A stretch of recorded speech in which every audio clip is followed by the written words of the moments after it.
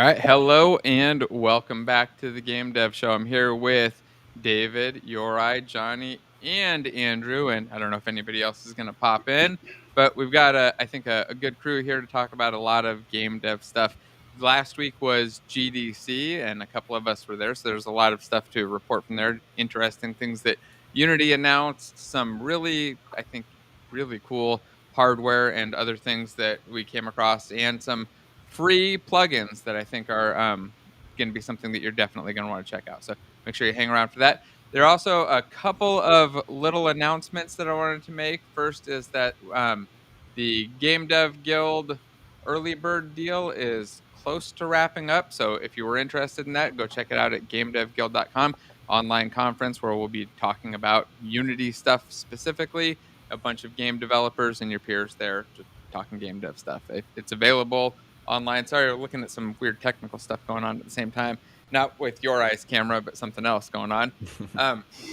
So if you're interested in that, go check that out. Also, there's a sale going on the Unity Asset Store, and I believe one or more of Andrew's assets, the Infinity PBR, four of Andrew's Infinity PBR assets are up there at 60% off if you use that additional coupon code. I think I sent out an email with a link to one of them, and there's also a link to the horse.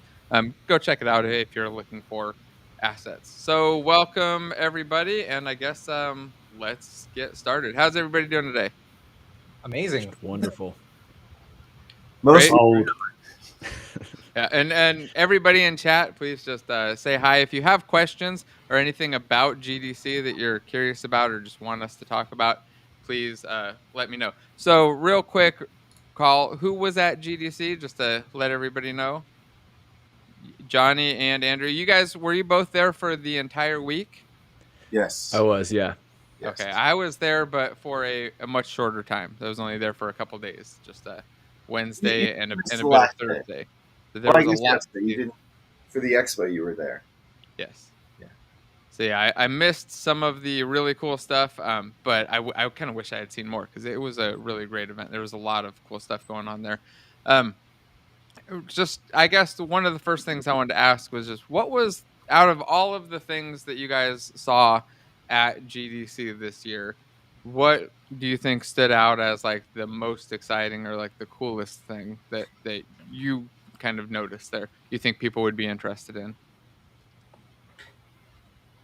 Johnny, Andrew, anything? Tough one.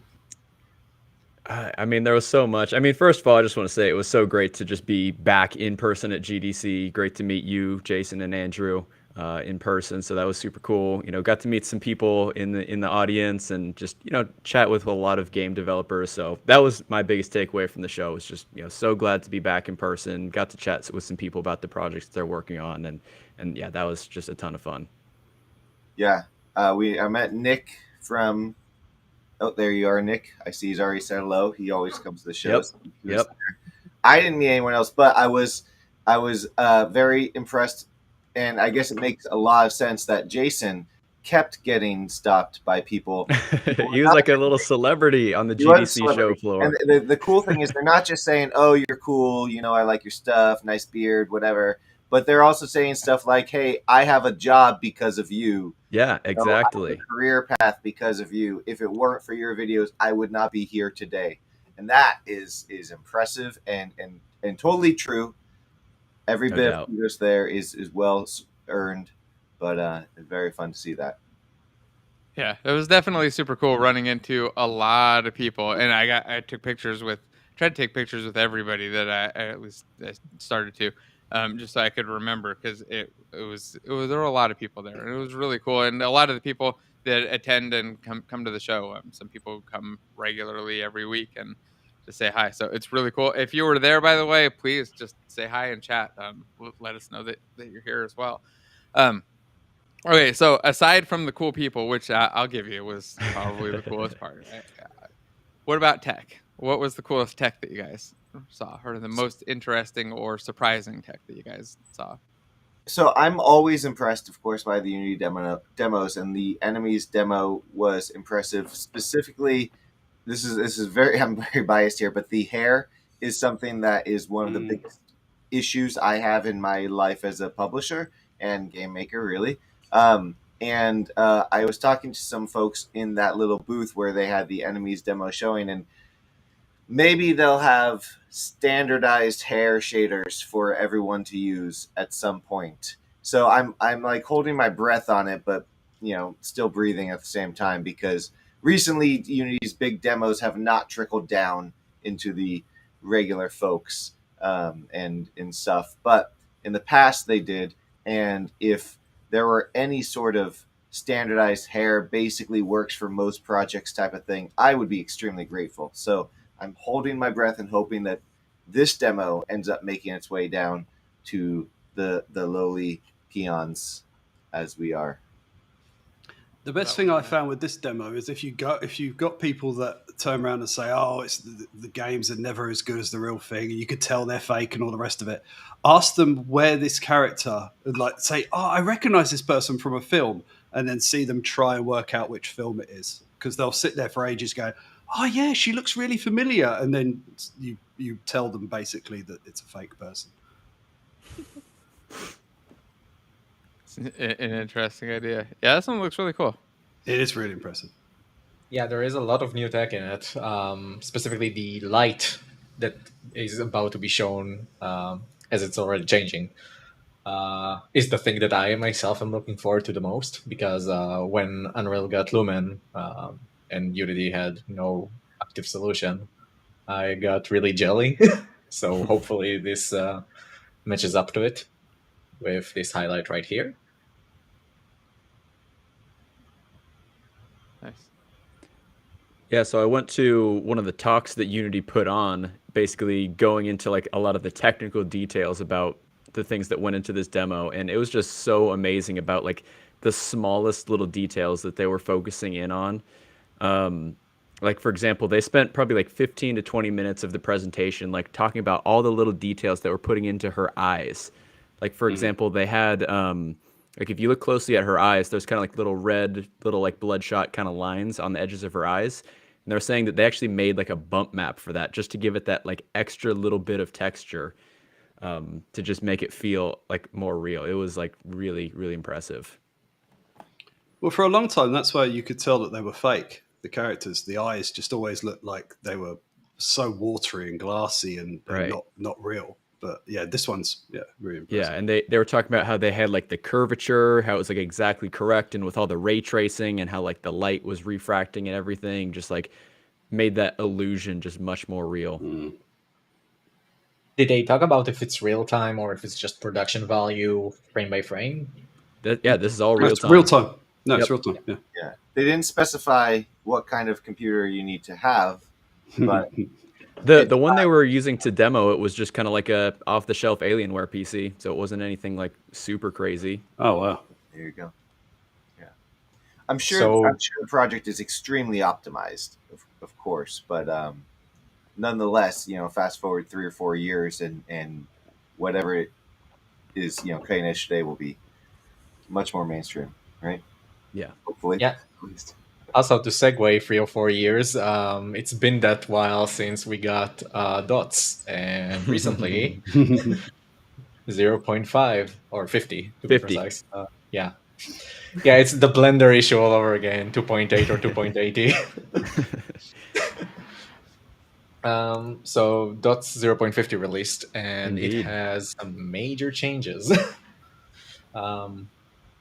Johnny, you have quite a few videos on it already, huh? Hey, Been Johnny, you striking know while the anyone that iron's knows hot. about that? What's that? I said, you know somebody that knows about that? Hold on. Before we talk about dots, I have to I have to pull up the my favorite picture of the week if I can find it. Yeah, here it is. Okay. Hold on. I just wanted to thank Andrew for this lovely picture. Is it going to show up? Come on. Where's my window? Refresh. Here he comes. I hope everybody's watching. Eyes. I was wondering where you were going with this. Don't know if you can tell. Big to show everybody. That one. Make him big. Yeah, make him big. Let's blow him up. That horse knows something. It's seen things. To be fair, the other eyes look normal, but that one was so great. It caught me off. I realized recently, I mean, not that recently, but recently enough that I've been doing eyes sometimes wrong, that eyes should always be on their own texture, and then it would be a lot easier to change them. And one of the things you can do, of course, is use human eyes on a horse and screw with people. So, yeah. Yeah. Well, anyway, let's get on to entities. So, No doubt. Johnny, you want to take it? Yeah. So entities 0.50 came out a little bit ago now, and a lot of the good improvements have been made in relation to the editor windows. So just much better interface to allow us to see kind of what's going on with the entities, components, and systems. It's a lot easier to actually like select things inside the editor. You can now change values of components at runtime, which is something that you couldn't have done previously. So that's a major plus now. So yeah, a lot of good things on there. Some new debugging windows that are just really helpful, that kind of allow you to monitor the structural changes of your project to, basically see, bottlenecks in processing performance, as well as like a memory debug view that will show you kind of what components are taking up the most memory, and you can find kind of ways to optimize that. So yeah, a lot of good things over there. Nice. So it's kind of getting closer to being like game objects. Yeah, and actually there was another presentation during the week that kind of talked a little bit more about the editor workflows that they're going to be adding in as they go to a full 1.0. And so they were showing, it was kind of interesting. They had kind of like a separation of what they call the authoring components and the runtime components. So the authoring components are basically like the game objects side of things. And then you can kind of tweak the values on the authoring components, which gets converted over to the entity side, and we'll kind of tweak them at runtime. But you could also tweak the runtime components, which was something different than the authoring side. And basically kind of depending on which side that you were editing things, those values could persist after you exit play mode. You can like save them off the disk. So yeah, it's really interesting, kind of like some of the new workflows they're adding in. It seems maybe a little bit confusing at first, just to kind of get your head around, what side of things that you're editing on. But I think that's going to be ironed out once we get to the 1.0 release.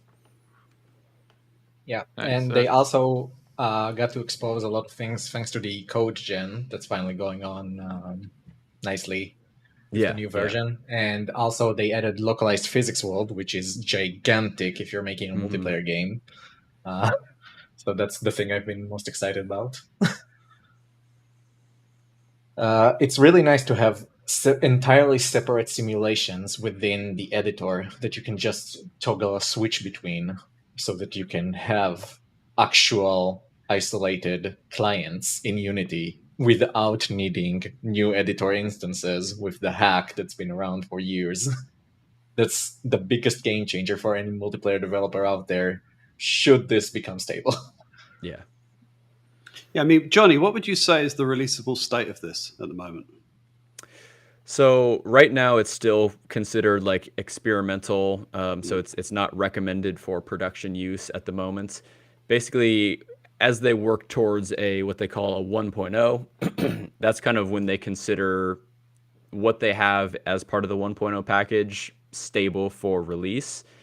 And so the 1.0 isn't kind of like an end goal, but it's more or less just kind of like the first step to getting this towards a stable release. So once we do get to 1.0, it's not going to have everything under the sun, but it is going to have the core set of features where they say ECS is recommended for production use if you do want to extend out your existing game project to take advantage of the higher performance benefits. But again, 1.0 is kind of like a next step. So going past that, there still have more improvements planned beyond that. And have they put a date in for the release yet of 1.0? So they're targeting the is it the 2022 LTS version? So about a year from now. Yeah. Yeah, they want to reach compatibility with the 2022 tech stream first, and then they have an entire blog post about what 1.0 represents for them. Specifically, it's to support ECS in production. There might still be major changes afterwards, but it's all for the best. It happened with most of the Unity packages. If you look at the addressables, they've had some pretty major changes halfway through, I think 1.15. And it's good stuff. It's making developer lives easier as people start using it because it's production ready finally. Yeah. So there's a lot of exciting stuff to look forward to with that. Yeah, there were two questions I want to pop up real quick. The first was about getting CodeMonkey on here. It just said it was great seeing Johnny and me on the GDC coverage, which was a lot of fun, by the way, Johnny. It was that cool was so being much on fun. there with you guys. It was really neat being in that little booth and just they had such a cool setup. Yeah, that was awesome. And even the guys working the tech were cool. Everybody there was super. Yeah, they were great. Yeah, really great experience. But anyway, they asked, is there any chance of getting CodeMonkey on as a guest? I would love that anytime. Yeah, definitely. And just to be clear, like I've never actually asked anybody to really come on. I just anybody that asks, I just pretty much said yes. So if CodeMonkey would love to come on, this is me asking. Please come on sometime. I don't know what time zone like if it's good for you, but if you can do it, it'd be awesome. All right, and then the other one was an actual question for Johnny. So I'm gonna pop you right up here. Performance-wise, are there many changes with the 0.5 entities package, or is it mostly editor stuff? You mentioned a lot about the editor thing. Yeah. The editor things is just something really easy to see and something that I was like just super happy with because it's just it'll make the development experience so much better. But yeah, there are performance improvements, notably kind of like what Yorai was mentioning about the upgrades to the source generation. So one thing that's different now is the like system base class, which you use for systems for your data transformations. You now basically define that as a partial class. And so that's basically supposed to help with the like code generation side of things. And it will make kind of debugging a lot better and everything like that. And there kind of have been some other just like API changes to optimize for performance. Yeah, I don't know how much, like I haven't done any like actual performance metrics to see like how big of an improvement anything specifically is. But yeah, there are quite a bit of API changes and improvements. Just to note on that, the changelog itself for 0.50 on the entities package has at least 4 notes mentioning improvements in performance for different aspects of the entities package. So it should be pretty nice. There's the very first line of changes literally says they added a fast path for running entity batches without jobs, and that got like 30% improvement. So straight up, first changelog out. Nice. So anybody got any other entities related stuff, or was there other dots stuff, Johnny, that you think we should make sure everybody knows about? Well, and so actually another cool feature of the 0.50 is they introduced this thing called entities journaling, where basically all structural changes and all data changes, those are all logged inside of like an entities journal. So like anytime an entity is instantiated or you add a component, to remove a component, change the values of components, that's now all basically logged on the back end. Right now, you can go into your IDE and kind of like inspect those values so you can kind of like see what changed over time, or you can export it out to a CSV. They also have the API available so you can kind of query into that how you want. But they were showcasing in that like authoring workflows demo that I went to, basically an editor window that they had created that basically just literally logs everything out. So you can kind of go back through and see, all the changes that had been made over the course of the project. So again, just, something that's really helpful for debugging and all that. Interesting. Trying to get it, I guess, closer to being production ready and easy to use. How just out of curiosity, because I'm not all up to date on ECS. Yeah. How easy to use and approachable would you say it is in its current form? Is it something that you think that anybody could just get in and accomplish a simple project, or is it one of those where even to do because I know when I first jumped into dots and ECS early days, Yeah. it was you did a lot of work to get very little done, and it was difficult. But it was fast but difficult. Right. Is that dramatically changed now, or somewhat changed, or kind of on the way, or do you think it's just like easy enough that anybody should just be trying out and doing some stuff in dots and getting familiar so with it? that's a great question. So a couple things on that. Definitely it has came a long way since the early days. The early days there was definitely a lot of complex kind of stuff going on, but so now I think they still do recommend it for what they call seasoned Unity developers. They say, you probably shouldn't use it unless you already have experience shipping your own Unity game before, just because you would already be familiar with the Unity workflows and all that stuff. So I say there's probably a couple things. Number one is you still need to kind of make that mental shift to a data-oriented mindset, because the ECS framework is a logical separation of entities, components, and systems, which is different than an object-oriented pattern where a lot of that stuff is kind of all together and things are kind of intertwined. So I think the first thing is to kind of make that shift to a data-oriented mindset, and then once you get that, then there is still I'd say a pretty decent learning curve that it takes to get familiar with like the new like the different style of actually programming that way.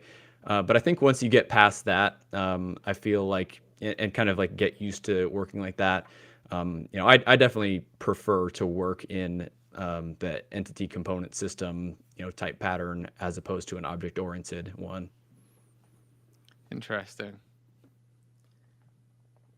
Anybody got something to add there, Yorai? So with the entities package update, they also updated all the related packages and they merged something really important. The editor workflow is now part of the entities default, which it used to not be the case. And it's a major leap in convenience. Beyond that, and a lot of people didn't even know that was a package. So I only found out it existed thanks to your videos. So it was like, yeah, I'm gonna try ECS again, and I'm like hopping in, and there's nothing like related to what it looks like on your end, and I'm like, what's going on here? What is he using? Before I found it out. Also, they updated the hybrid renderer, so now hybrid renderer 2 is used instead of 1, and supposedly it had some major changes. I think the initial sample used the HDRP with it. So that was pretty interesting. Can somebody explain what the hybrid renderer is for somebody that's never used ECS or dots? Johnny, do you want to take this one? Because I'm a bit rusty on sure. Why does that exist? Yeah, so the hybrid renderer is essentially the preview package that allows the rendering of entities. So if you didn't have the hybrid renderer package, basically you would like create some game objects in the scene. You could attach a convert to entity component to it, which when you hit the play button, it's going to convert that game object to an entity at runtime. Now, if you didn't have the hybrid renderer package, after that entity conversion takes place, you literally would not see that entity in the game view. It basically just like disappear. So the hybrid renderer is the renderer that basically allows the rendering of entities. And so they have like a couple of versions of it. So the hybrid renderer version 1 was basically kind of the default up until the new 0.50 release. And that one was pretty fine. But the hybrid renderer version 2, that one had a lot more performance improvements over the just regular hybrid renderer version 1. Now, one important thing to note with the hybrid renderer version 2 is you have to be using either URP or HDRP. So you're basically, now that in Entities 0.50, the hybrid render version 2 is basically kind of the baseline standard going forward. You can't use the hybrid render version 1 if you wanted to. That basically means that your project needs to be using URP or HDRP. So the built-in render pipeline is not supported with the new version of entities. It's like the first piece of it getting deprecated, I guess. It was bound to happen eventually. Oh, it's going to happen. Yeah. There is something worth noting here, that even if you don't use the hybrid, you don't have to use entities to render things. You can make entities purely for logic reasons and then just do your own movement for what's necessary in built-in render pipeline with 0.50. It's just not the intended way. Right.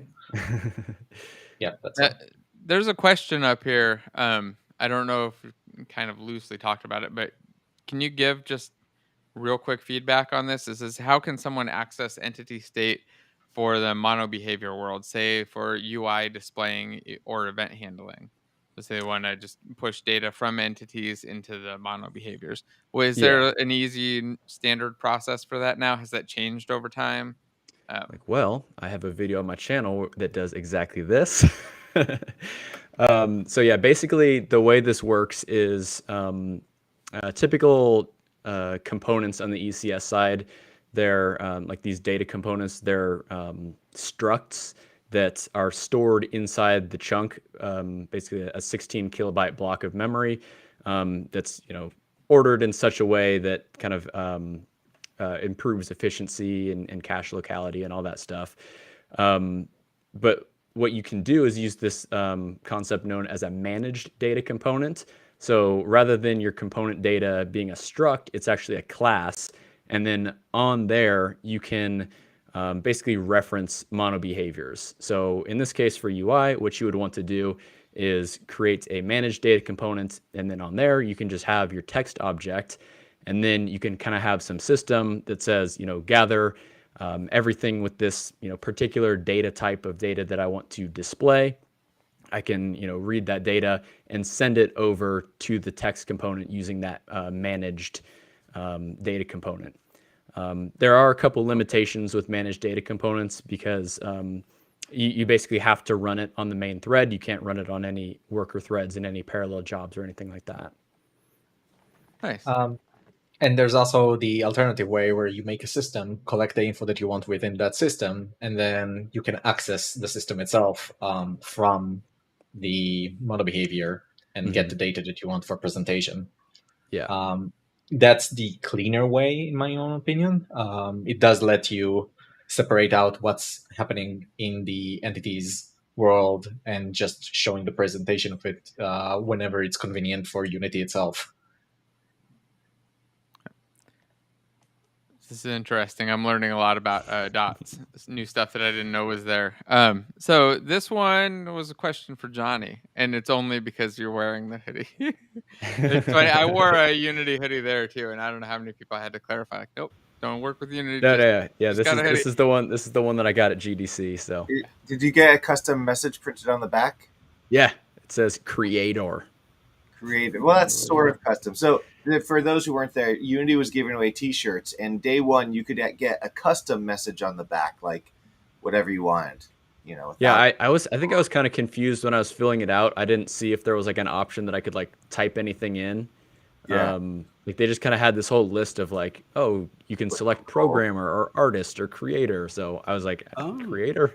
Yeah. So you could type it in and it would print it out for you. Well, day one, yes. Day two, you had this list, and everyone got confused because they thought they were going to get to type something in. Then you click your role. I clicked Dreamer, and then that was the end of it. And you're like, yeah. What about my custom message? And you don't get to do that anymore because I guess there were too many people, and they were doing it by hand. Like this T-shirt, people were cutting out words by hand, which seems very wow. Okay. I know. You think the machine could have done that, but Unity's top quality. In Unity, you could wait. So they had somebody there, so somebody would have probably stopped you if you'd gone, can you print out Unreal Developer? Probably, yes. Although that would be very, very funny. I didn't get my T-shirt. I never got the email saying it was ready. So, the end. Yeah, I didn't either. I did get a couple people asking me where my hoodie came from. A top secret one. Yeah, I get people asking where this coffee mug comes from. That's a coffee mug. It looks like a Yes. Blue Yeti. I was gonna say it looks like a speaker. The worst suppository ever. Oh boy! And then Super I Techno got one said, of these. "Can't wait Alexa to see Unity Freya game." Edition. Oh, I got one of those. There you go.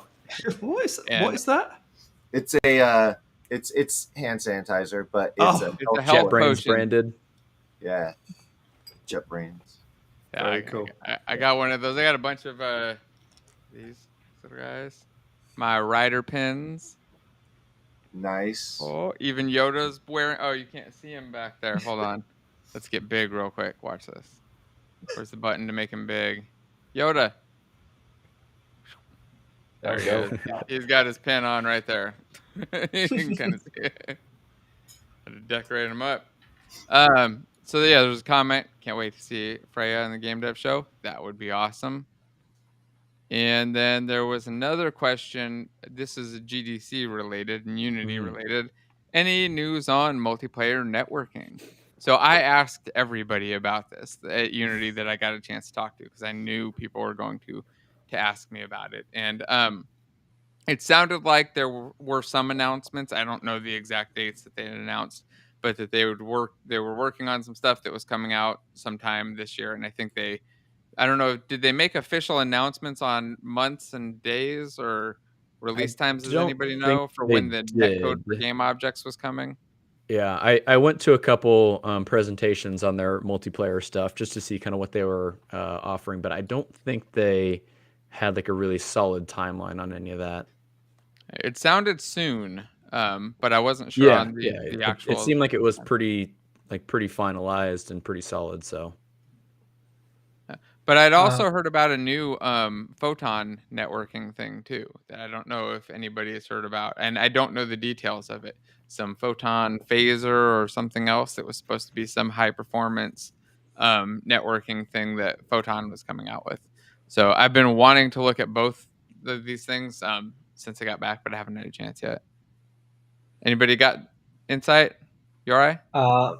The only insight I have right now is that with the 0.50 update for dots, they also updated the netcode package, and there's a lot of things going on with ghosts in that. So that is something I noted down to look into, but I haven't yet. So.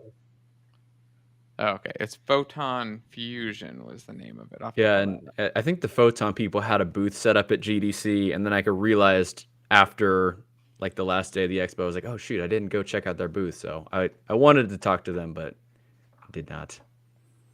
Yeah, that would have been nice to check out. I didn't get a chance to look at it either. Like I said, I got distracted. So powerful features required for the best multiplayer games. Let's see if I can get this off of Johnny's head. Take a look at. So yeah, this might be something worth looking at. And then I was really waiting to look at the new game objects, the netcode for game objects, or I forget what they call it. I think it was netcode for game objects was the name of it. So I'm curious to see how that ends up comparing to this. I mean, in my opinion, generally, I actually recorded a video about this I might put out today. I think that if you're going to be building like a multiplayer game and you're going to do it now, Photon is probably where I would start. It's what I would use until there are better options, unless something else comes up. But right now, I don't think that there's anything that's easier to jump into and use than Photon and just works. Unless you're going to build your own custom stuff, and don't do that until you actually need it, because you're just killing yourself and adding a whole ton of extra work, and complexity that you probably don't need. So, by the way, I just realized there's only like 49 likes. So if you're watching live and don't mind hitting the thumbs up button, please do. It does help a lot. I'm gonna go drop a like myself. Yeah, go tap the button. I'll go hit it. And, let everybody in there. And if you have questions, just stuff that you want to ask anybody in the chat, or just drop them in the chat, and I'll try to pop up the best and most interesting ones. Somebody asked, do you know if dots will affect how regular OOP code will be processed and translated internally? Could mono behaviors benefit from the final version of dots performance-wise? I think that from what I understand, what I've heard from the developers in Unity, that the whole engine is getting some benefits from some of the things that happen with dots, including mono behaviors getting some performance increases. And it's not like a direct intentional thing. I think it's just like a side effect of, the things that they have to do to make dots work are things that increase performance everywhere else as well. I don't know if there had been talk initially about them doing some stuff to pull in a lot of the performance benefits and merge that into mono behavior stuff. I don't know if that's something that's like an actual target or goal, or if it's really just going to be all side effects. What about you, Johnny? Any thoughts on that? Yeah. So basically, from what I understand, the real intention of dots is definitely not to replace mono behaviors or game objects or any of that, but it's really just to extend the functionality of the Unity editor, allow you to make games, that are more ambitious, that were not, previously easily created using Unity. So it's really mostly just to extend out the feature set of the Unity editor. So again, so it's not really the intention to improve the performance of mono behaviors or anything like that. But again, like you said, maybe there will be a side effect of that. Yeah, and they're definitely not getting rid of mono behaviors, just to Correct. clarify for everybody. I had multiple people clarify that and just say that. They hear that on occasion, that people are worried that it's going away. It's not going away. It's not getting replaced. This is another way to do things that you can't do normally with the other stuff with the mono behaviors that you're doing. I just wanted to add on to that initially Dots was advertising itself as the new version of Unity that's going to be way better at everything, and it's going to replace mono behaviors. But in the years that they got to let the package be experimental, they've seen that many developers enjoy the hybrid workflow of having mono behaviors and ECS components, because it was an easier transition, and object-oriented design was meant to have ease of thinking of for developers so they can implement it. So being human-oriented, it's way more convenient for a developer who actually wants to make games instead of crunching for every single last bit of performance. And seeing that, they decided with 0.50 to announce that they're not dumping mono behaviors so that people can enjoy this hybrid workflow, and they're not abandoning it instead. Now, I just want to say regarding the engine benefits, something that happens common in software is that you have a system that you haven't touched for years, and now you want to add new functionality. You have to change some back-end things in order to support that new functionality. And when you're looking at old code, you might be compelled to just find issues and extract them out, make a new thing that and leave it in because it does the better than the original. And that's something that happens with software that lives long. We've done that multiple times, just extracting out parts of the game, replacing them entirely, making them better, and nothing else sees it except, us and the performance. You just do that. Do you guys think that'll be a pretty common thing in Unity, that people will pull out parts, replace them for performance like that? Johnny, you're already seeing it with most packages. UGUI has text replaced with Text Mesh Pro. You have the input system being swapped out for new input system. You have built-in rendering swapped out for URP. The entire engine keeps changing to support new features, and on the way, they're making everything faster, regardless of if you're using those new features or not. Yeah, particle system and the shaders are a big one. Yeah. So this was another question for Yorai. Do you ever make your own managed or unmanaged code or plugins for Unity? Do you make Unity plugins or like external things that you pull into Unity? I know Jason Story does all the time, so yeah. I guess they're wondering, are you like Jason? Not exactly. I answered about this in a previous time, but basically what I do is I have a library of code that I like keeping because it's the best version I couldn't think of it, and I don't think it needs any further improvements, and I just pull that in whenever I need it. But beyond that, I don't try to do anything that I don't need to. Regarding unmanaged assets, it varies. I don't recall the last example I have of it well, but I did do some things regarding trying to mod Unity a lot. So loading assets and not through the Unity standard ways has been a big part of it. Not What about you, something I Dave? can cover confidently. Yeah. You do unmanaged stuff. Like out of everybody here, I can just Less. picture Dave like writing some unmanaged code that's hacking into Yeah. something and like It's locking become a less and door and less turning on the gas.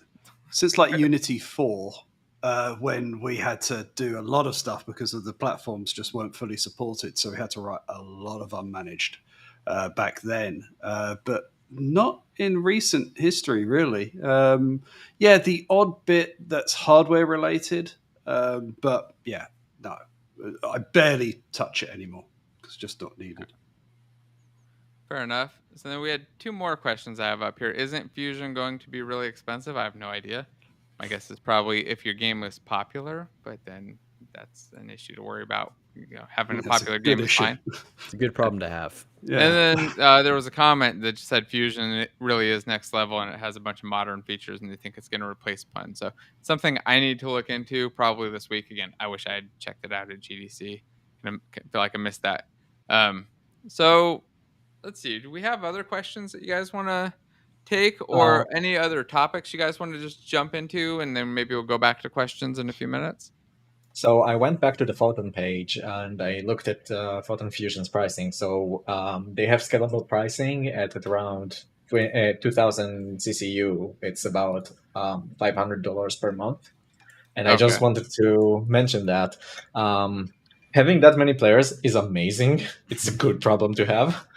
Yeah. That said, it depends on how you monetize your game. If it's going to be, entirely free to play and no way for you to get any income, then of course you're going to be at a loss. But if you manage to support yourself in any way, be it the buying price or whatever, then yeah, it's more than going to make up for that.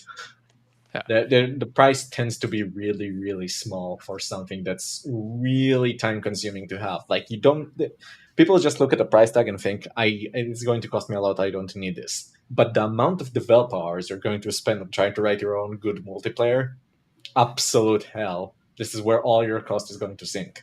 There are so many issues in Terra that we have because we are trying to figure out why is this dragon chasing its own tail because it has bad indexes of projectiles trying to fly off to God knows where.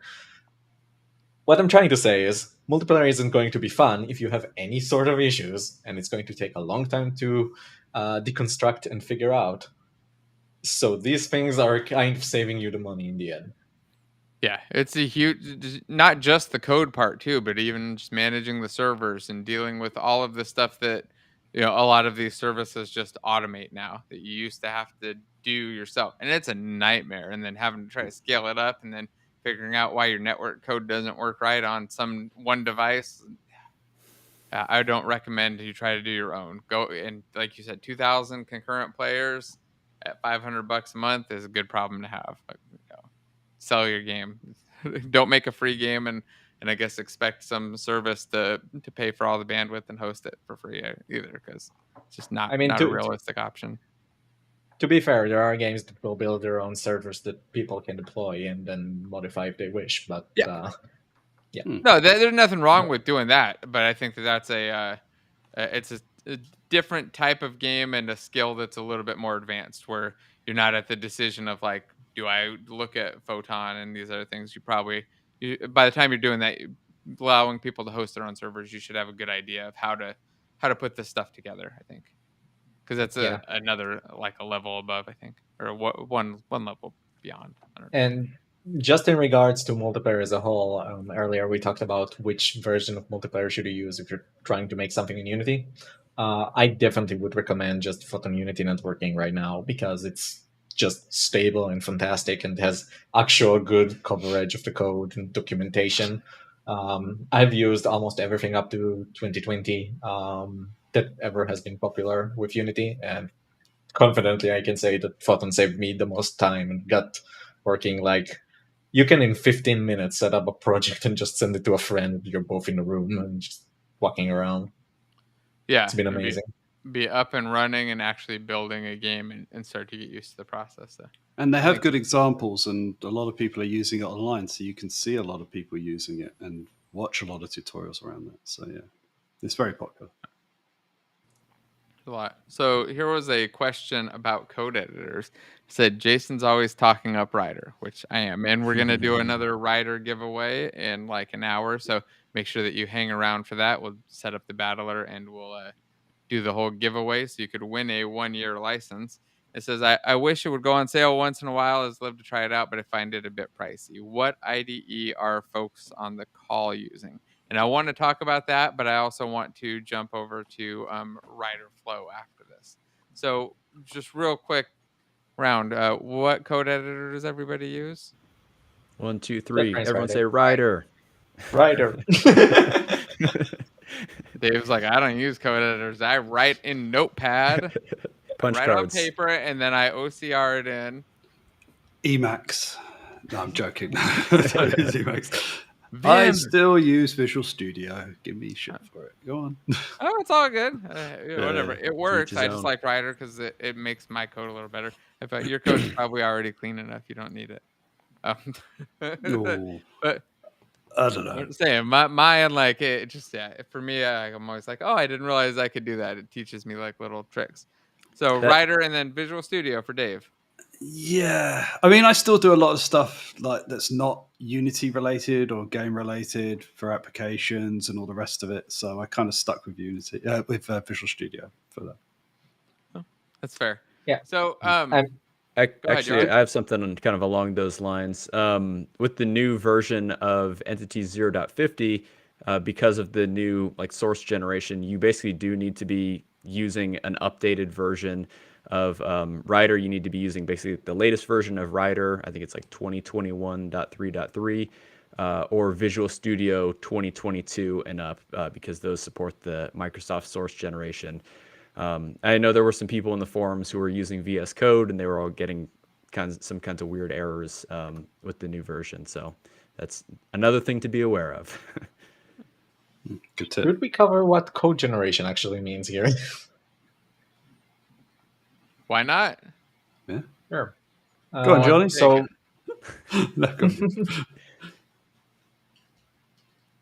on. yeah. Take it So away. code generation, when used, is basically you saying, "I want something that runs this process, but in the most optimized way possible. Please make the code that does that for me." Usually that's done by adding an attribute to your code or any sort of signifier that code can see and say, yeah, I'm going to automate that for you. Once you do that, when you're pressing compile, there is actually a step in between that looks at your source, adds new source pieces to it, and then compiles that. And this process changes what you actually see from what's actually running, but it results in massive performance benefits sometimes because your code may not be as performant as it could be if you'd written it yourself. And when you know these situations might happen, you can basically just say, yeah, I don't even want to write that code. I'm going to write something incomplete. I'm going to mark it as, yeah, someone take over that for me, please. And just let it run. Now, I know I'm talking about this without any concrete examples. So one of these examples that I found really interesting recently has been regex. Does anybody here want to cover what regular expressions are? Oh, I hate regular expressions. They're the devil.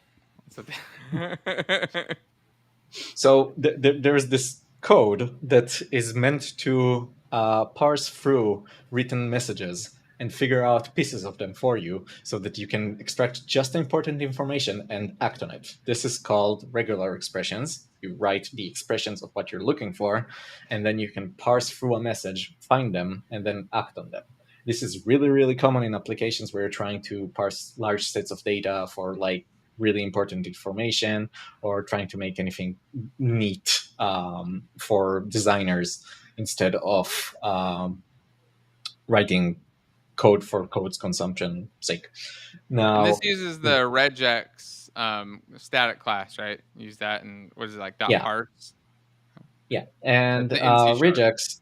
Yeah, and because this code is parsing strings, it tends to be really, really expensive performance-wise.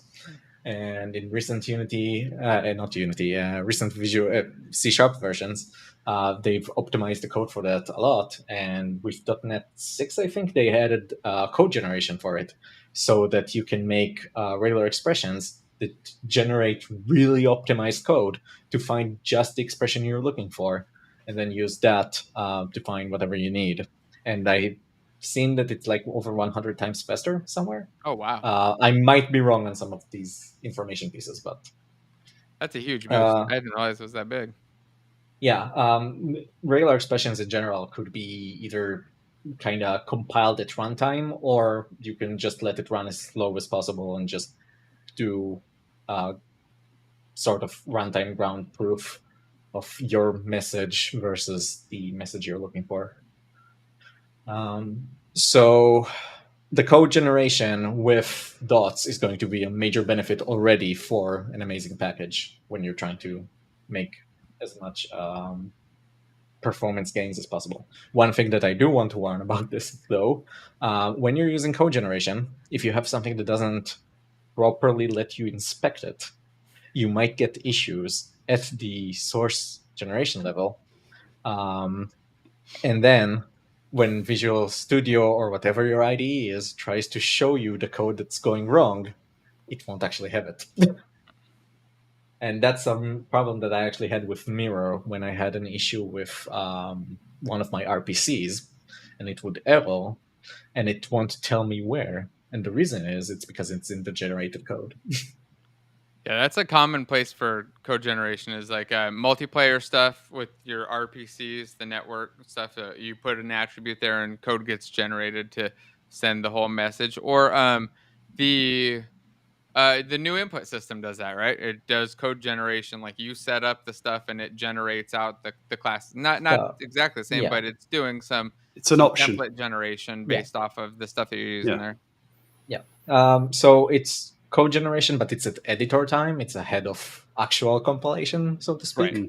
And you can inspect the entire code and see it. And if you actually turn it off, you can then start editing it because it won't keep generating. Now, there are a lot of benefits to that. You can first see your data, how it's persisted, and you get interfaces to plug into the new input system. It's actually really fantastic. Like on all fronts, I love that.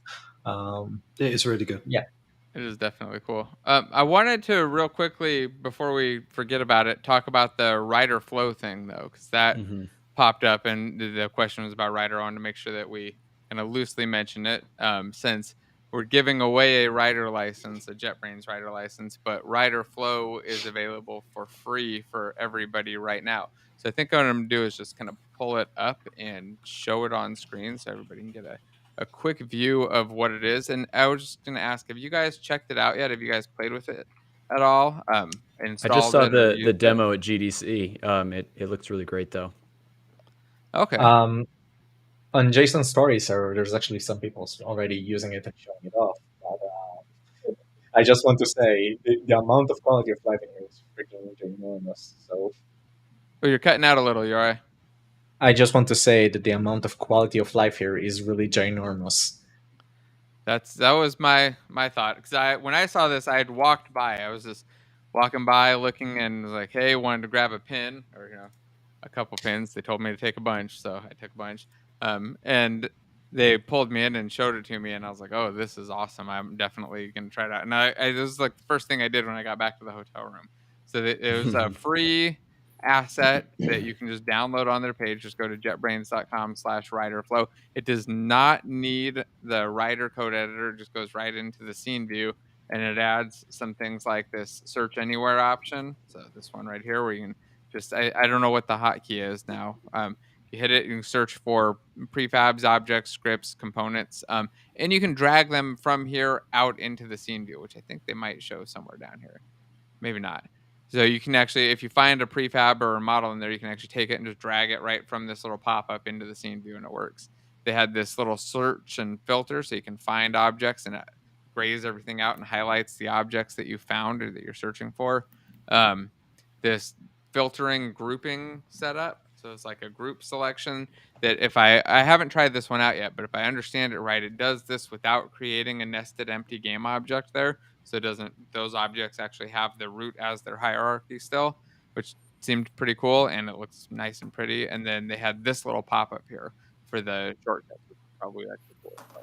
And then of course the object replacement and the in-editor code editor, like replacement for that inspector window. There was a lot of stuff in this first little version. I'd say definitely go grab it, pull it into some test project, play with it, and then I'm trying it out in there. And as long as it stays good and stable, I'm going to start pulling it into probably everything. Pop it up so that it's not so big though. Yeah, one of the searches, I forget which one, but one of the searches you could also search for everything that uses a specific component or script, which I think is super handy in your entire project. So if you're looking at that script thinking, why do I use this? Why is this here? You can figure out why.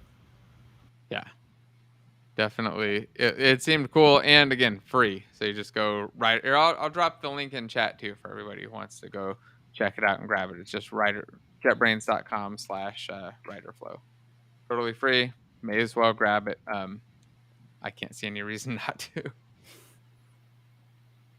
In general, though, I just want to say that Writer's strength is the power it has in refactoring, and all of this basically supports getting the content outward as fast as possible and changing it from old content to new content as fast as possible. They've shown that they have an advanced replacer for actual asset usages in all your scenes, and you can just click and it happens. So that's something that's usually added by separate small Unity packages, and it's not some default behavior. And it has a ton of value when you're actually trying to swap out prototypes for proper implementations and trying to figure out where you have to replace it. All right, so let's talk about some more stuff from GDC. We got a question. Did you guys talk about the enemies trailer and the Gagaya demo? And we did talk a bit about the enemies trailer. So maybe we should jump on to the Gagaya demo. And I was actually on a talk about that, so I'm going to try to minimize myself. I feel like I already said a lot of the things that I had to say about it. It was on their Twitch stream. You can go check that out. It was the day 2 Twitch stream. Just go watch the whole thing. I was on there a bunch. So did you guys all check out this demo, see it, try it? Did anybody get to play it yet other than me? And what are you guys' thoughts on it? You know it's playable. I'm going to pull it up too. And I played it very briefly on the show floor. Just kind of messed around with it. Just get a feel for the platforming controls and stuff. And yeah, it definitely seems like a cool project. Okay. Anybody else see it? Here, let's show the video real quick. Yeah, I didn't play it. Kind of let everybody see what it looks like. So just to give everybody a real loose overview of it, it's a project that the Unity team has been building, or a Unity team, an internal team has been building to kind of, I guess, dog food their own stuff and build projects with the Unity editor, go through the process and give the teams feedback on what's good, what's bad, what needs to change, what things are hard, and also find best practices so that they can share that stuff. The things that, if they, one of the questions and things that they pointed out was with rendering world space UIs in URP. There were a bunch of different possible options. They realized that, went over, asked the rendering team what's the best way. They said, this is the ideal path. This is what you should do. And now that can become like a blog post. This is the right way to do world space UI in URP. So it's kind of to show the problems or run into the problems, fix those, and then I think to put forward the learning that they get from the team when building out a game, when you have direct access to the people making the engine to give you the best ways to do stuff. So that was kind of the goal of the project, and this is the video of it, so you can see kind of what it looks like and what it is there. And they're going to be releasing the source and everything sometime in the near future, is my understanding. I think they said I know this summer. Okay. Yeah. It'll be coming out sometime soon, it sounds like. So you'll be able to get in there and actually use it. And I think it would make an interesting starter project. I think it's probably a heavyweight starter project, but it'd be an interesting like starter demo project, like kind of like Unreal has a bunch of nice demo projects. You can get started with different game types and make a nice platformer game. So I don't know, thoughts, guys. I got really want the character controller. the Yeah, it felt character good to controller play. is rigid body based, by the way, which is interesting. Wasn't it the floating one? So. Spoilers, but they have a fireside talk on the Unity YouTube channel, talking about Gagaya before it was actually announced, or at least a very, very similar project as far as I recall it. And there they've shown a ton of really nice features that the default character controller does not have. And I want to see their implementation because I'm a sucker for anything that's character controller related.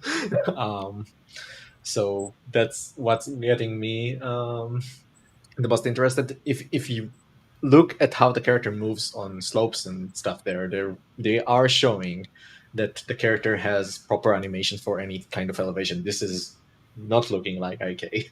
It's not. It's not.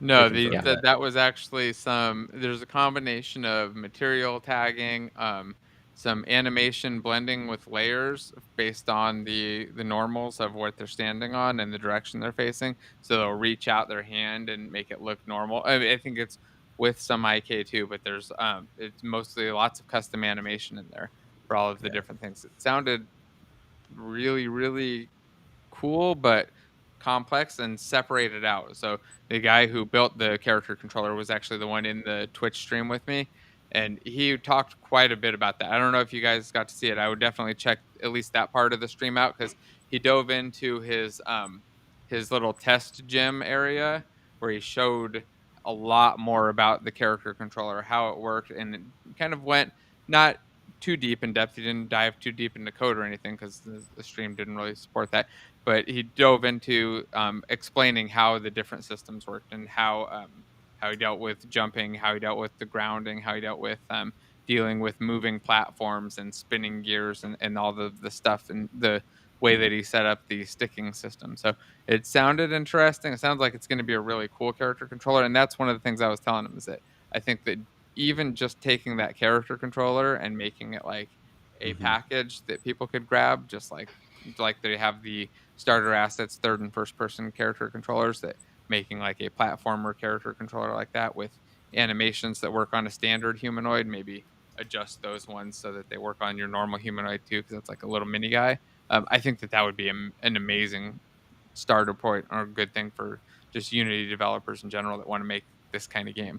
Stop worrying about all of the kind of the core fundamental part and work on your actual game, the part that makes it unique. So I think I think that it'll be really good for that if that's where it ends up going, and that's where I want to keep pushing towards at least. Yeah, I'm really hopeful. I haven't played it yet. I did see it briefly on the show floor, but I am hopeful that it will be easy to replace the art with your own art or stuff from the asset store, without changing all the other stuff. So to still use a character controller, to still use the effects. And I know there's one asset in this package, the Krenex volumetric fog and mist is in this, and so there's definitely an asset store capable project. But will we be able to easily replace things without breaking everything? Hopefully, we won't break anything if we replace things. Yeah, I thought it was interesting that they used quite a few assets to start too, and then just figured out how to replace them, use them in prototyping, just like any other developer does. That was one of the questions I asked them about, because like, as a normal developer, if I want to go add in like a slicing system, I'm not going to code it myself or whatever. If I want to go add in some other random system, a water system, I'm not going to go write it myself. I'm going to grab something from the asset store, and then, I mean, if I want to release it as a YouTube video, then I'm going to go write it myself, right? And it seems like they kind of went through that process too, which is definitely cool. Yeah, I just thought it was really cool that they're really trying to like mirror the development cycle of a production game project as close as possible, and they do intend to actually ship this project in Steam, just so they're going through the full process of development and production and shipping and everything. Oh yeah, that was one of the things they'd mentioned. They're going to actually release it as a Steam game. I assume it'll be a free Steam game, but correct, yeah. Game. Yeah. And then Yora, you linked this 3D game kit, right? Yeah, so I wanted to say that with the character controller, there's a lot of advanced stuff that you see going on in there. And I just wanted to point out that Unity did make several projects before that had character controller usages. And each one of them has different solutions and different ways to implement the same features. And I'm a sucker for exploring all of this, and I have yet to find a way I'm completely satisfied with. So I'm really hoping that Giga is going to be the one. But I just wanted to point it out because the 3D game kit actually got really close to being fun to use, to develop with. And even Mix and Jam has official tutorial videos on how to use the 3D game kit Lite and adding new abilities and stuff. And that's really fun and worth watching. So I just wanted to point it out if anyone is trying to make a good feeling character that will actually survive being shipped into a fully fledged game. Which is the goal, right?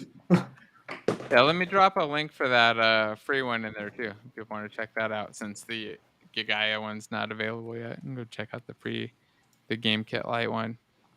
Or I guess the other one's free too, isn't it? Yeah. Yeah. All right, go get either one of them. So I just linked one of them. You can go check out either. And to the person asking when is Gigaya available, there's a blog post in Unity's own site that you can follow Gigaya's journey and get updates on it. But right now, it's not available.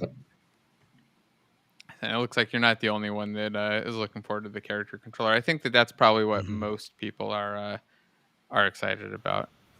Then Tech Dave was answering somebody's question about rider giveaway. They'll kick that off in about an hour or so. So just stick around for that. And if you want to win a free rider license, that'll be the opportunity. There was a question about the burst occlusion culling system. And this is something I am not super familiar with. So I was going to ask if anybody here is and maybe wants to take this question of what do you think about the system that I'm not super familiar with. Anybody? I do not have any experience, no. All right. I mean, not a whole lot yet. It sounds like two separate things to me, not knowing if there's an actual specific new package or something related to it. But occlusion culling being done with burst, it sounds like an optimization more than anything. Yeah. Yeah, not something I'm familiar with yet, but I guess you can check it out. So, let me think. There were a couple other things that I want to make sure that I don't forget to talk about this week. One was the mastermind groups that have set up. So we're going to be moving forward with those again.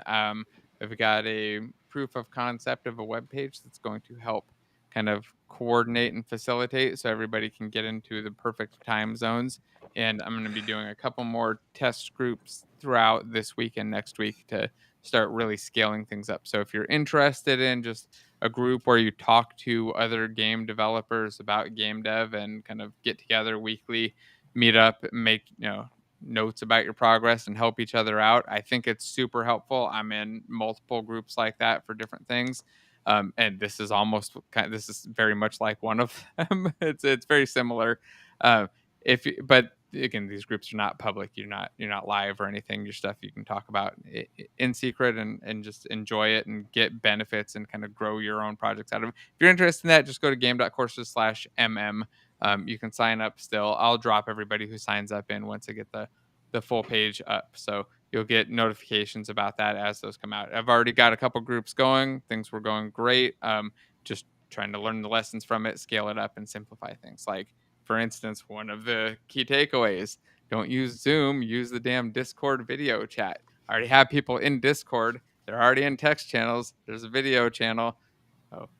Little things like that, trying to get all of the technical things knocked out so that everybody can do these nice and easily and hopefully just kind of push forward their game dev careers and stuff. Outside of that, we also got the game dev. Let me pull that up. GameDevGuild.com page is up and live. The early bird discount thing ends soon. So this is for the conference coming up in May. We're talking about game dev. There's me, and then some of the speakers. I've got pictures of the speakers who had YouTube channels up so far, where like I didn't feel like I had to ask them, but eventually we'll get all of the speakers up here, I think. And then lots of the sessions and speakers and stuff, things that we'll be talking about, including, hey, look at this guy, Whoa, Johnny. who's that? Johnny will be there. In fact, I think your picture might even be up here somewhere.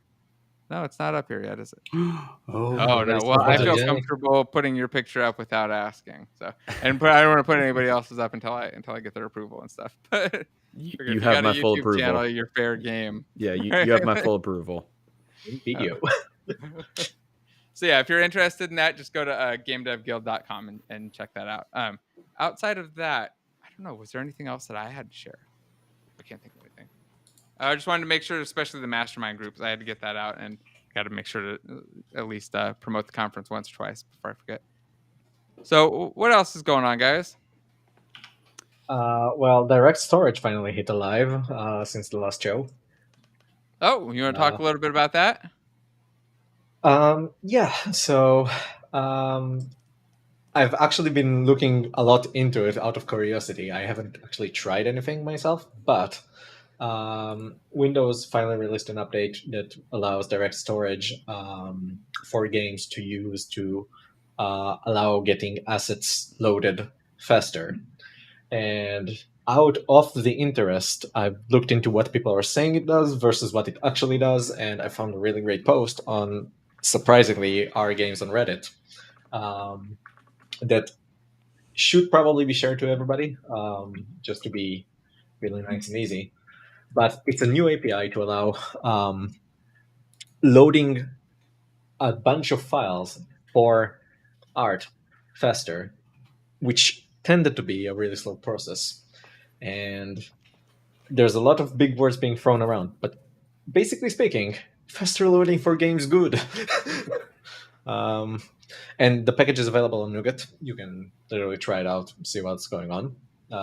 I haven't yet, but I am really excited to see how it gets adapted. And there are already games that are proudly showing, hey, we have direct storage. Specifically, Forspoken released a video showing how fast the game can load, depending on your hardware, with direct storage. And it's freaking fast. Nice. So this is just an update in all versions of Windows, or like 10 and up or something? So if you go to the bottom, there are more resources. I'm not sure exactly which parts it's limited to, but it should be arriving to anything that's running Windows. Okay, so everybody gets the update, and then you just have to implement the package. This is interesting. Well, I don't want to pull up their video and have them copyright strike it, but yeah, it looks cool. I did not know about this. So how much faster is it? Did they give like benchmarks on the performance that you could see? So generally speaking, you need there are requirements to making this work. You need hardware that actually can be supporting it fast enough, and then you need actual instructions that it will actually do what benefits from direct storage. And then you also need an updated version of Windows to have that. I didn't actually see benchmark without versus with, but fast. Nice. I'm sorry that I don't have more to say about it. It's just no, it's something I think everybody can kind of look into and research throughout the week and see if it's something that applies. I mean, I don't know that I have a lot of assets to load at high speed, but next time I do, it's something that I'll know to look into, which I think is kind of one of the reasons I like listening to and doing these podcasts. I find out about all kinds of stuff, so that way when the need comes up, I actually know the thing that exists. And I don't know about you guys, but that was when I used to drive to and from work all the time. I would listen to podcasts, and that was like the main benefit that I would get is I would hear about some new tech every now and then it would come up. There'd be a meeting. I'm like, oh, I can use this thing that I just heard about. I'm going to go check that out and research it more. And it's been super beneficial for me. So hopefully other people are getting that out of this too. I get this out of just listening to you guys every week. So hopefully everybody else is getting it too. I learn all kinds of random stuff. Somebody on the comments says that Linus Tech Tips already has a video demonstrating the speed difference. So there you go. Nice. Oh, nice. And that's probably a very good video. So okay. I'm going to watch it right after, right after Dave's stuff. PS5 is super fast too. I still haven't got a hold of one of those. Cool. Well, it's a lot of stuff going on. Was there anything else that Unity announced that you guys thought was exciting or interesting that's coming up in the next year or so? Did you guys see anything big? Yeah, I actually went to another session that I wanted to bring up that was talking about the kind of the status of .NET in Unity. And so basically they announced that they intend to be moving away from the .NET framework over to .NET Core. And the kind of like ideal scenario that they want to happen is that like basically when new versions of .NET Core are released, they're just immediately compatible with the new version of Unity. So they really want to have that concurrency there. And it seemed like they were also kind of updating some of the APIs to sort of match more of the kind of like .NET, not .NET standard, but the standard API for .NET.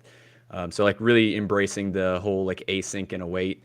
So they kind of announced this new API that I thought looked really cool called awaitable coroutines. So it's basically coroutines that you actually use like the async and await keywords with. And you can do cool things like pass in cancellation tokens and all that fun stuff. So I'm definitely looking forward to that one. What did they say that was coming in one of the tech streams, or when that would be there? I don't think they really gave a timeline on that one, unfortunately. I don't believe it's out. That's interesting. I saw the stuff about them moving towards just standard .NET, and I think that's really exciting. So yeah, pretty cool. Might start using coroutines. Oh, you're not using them now, Dave? No coroutines at all. Not sure about that. That was a hard no. At least not intentionally. I still use them all the time. So. I can't say anything. Cool. Anything else that popped up there? Well, the Unity blog has some announcements that I haven't gotten time to read about, but I just wanted to say that they are planning to launch the Unity gaming services around June, I seem to recall. Beyond that, there are non-Unity things that I do have from the past week, given that I wasn't in GDC and I was starved for information. Oh, yeah, and I've got at least one cool GDC thing I definitely want to talk about, too.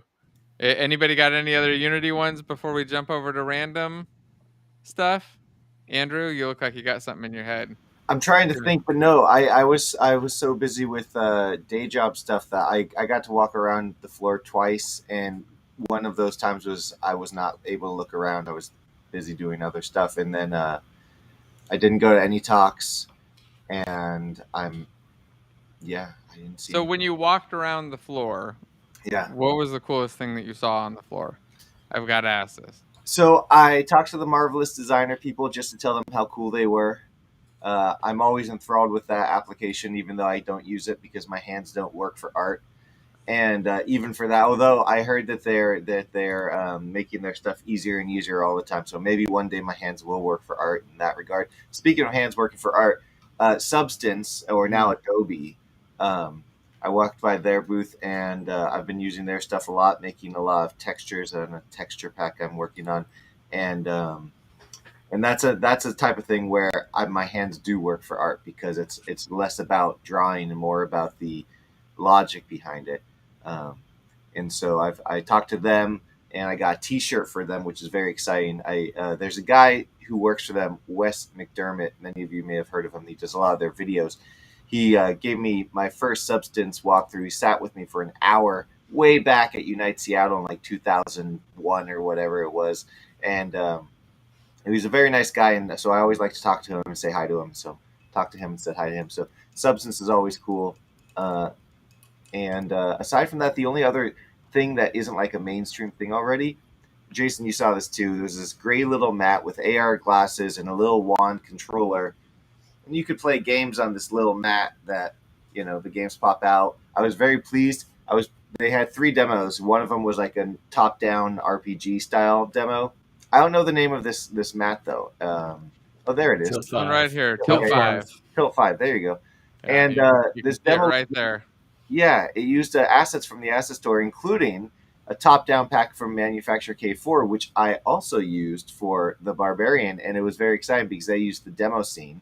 I also used the demo scene in my game, and so I was like, oh, I know exactly where to go because it was the same map, and that's the value of using assets from the asset store. Although I like the demo was cool, the quality was pretty cool, the concept is cool, but I wonder why we need a mat for this. Like, isn't the whole promise of AR that you're not going to need a mat, that you'll just throw on your Apple or Google glasses or whoever makes them and they all work together, and you just scan your table surface and it magically works?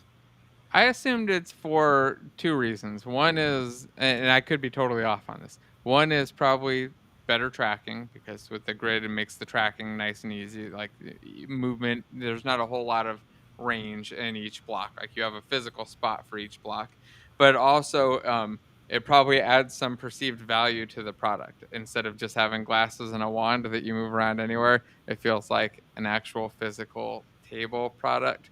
And my guess is you can probably charge a lot more with mat than without, like, as an actual product and display. And people probably use it better, kind of design around the constraints of that mat to start. Yeah. I mean, if you want a shared experience on a table like that with glasses, you need to have these glasses. And if all you can do, hold up a tablet, like, get this, and then the tracking from the tablet's going to be off between the multiplayer of multiple users using it, so you're all trying to point at the same thing. But this thing, you can literally point at that thing right there and everybody sees it in exactly the same location because the tracking is exactly the same. Because one of the things you don't realize with tracking sometimes is wherever you're sitting around a table, if there's a different shine or whatever on the table, it can be off for you than it is for somebody else because you're getting the glow from someone else. Yeah, my thinking. I mean, this is probably years away, but if we all have our glasses on from big name tech companies, wouldn't they kind of be able to network together and, in fact, be able to share data to some degree where we'd actually get a better result of the tracking because there's more of us? Yeah, I mean, you've got to think price point as well, though. I mean, you've got HoloLens at like $2,000. You've got the one up in Santa Monica. What's the company? Kind of failed. It's back now. Magic Leap, $3,000. Whereas Cast AR is going to be several hundred. It's, I believe. Not Cast AR, sorry, that was their original one. No, Tilt 5 is going to be. I think they said it was about $350. 350. Yeah, so the price point is ridiculously low for this, with amazing tracking using this mat. It has a purpose right now. I think you're right. As we get better AR glasses coming onto the market, and they are coming, then this will start wondering where this fits. The nice thing also about having the mat is, especially if you're using AR, you don't have to worry about the surface of your table. For instance, I couldn't use my table. It's incredibly dark and it's wood grained and all the rest, and it just wouldn't glass. Correct. Yeah, you'd need to bring out a mat to put onto there. And this, of course, has a specialist surface on it that gives you a much better projection. There are a lot of reasons around this from a tech perspective now. I think having straight AR glasses that we could use with this, we're a few years away to get that screens on glass in front of your eyes that actually give as good a quality as this. Yeah. So you tried this out, though, right? You played it in person, and what was your general thought? Are you asking me? Yeah. Yeah, I thought it was cool. My eyes afterwards were a little weird because there is a sort of a maybe a glossiness to it, like a weird fade, like you're in fog. So there's that, which is a shame in a way. But I guess that's the difference between AR and VR, right? You can't get that 100% opacity, I suppose. But it's a cool idea. I want to put more stuff in it. They're looking for developers and they're looking for people to make games, and I want to put stuff in it. But the I don't know, the user base is probably not the most sizable, and so I think it's one of those things where if I already had a game that I could easily convert, then sure, I'd do it.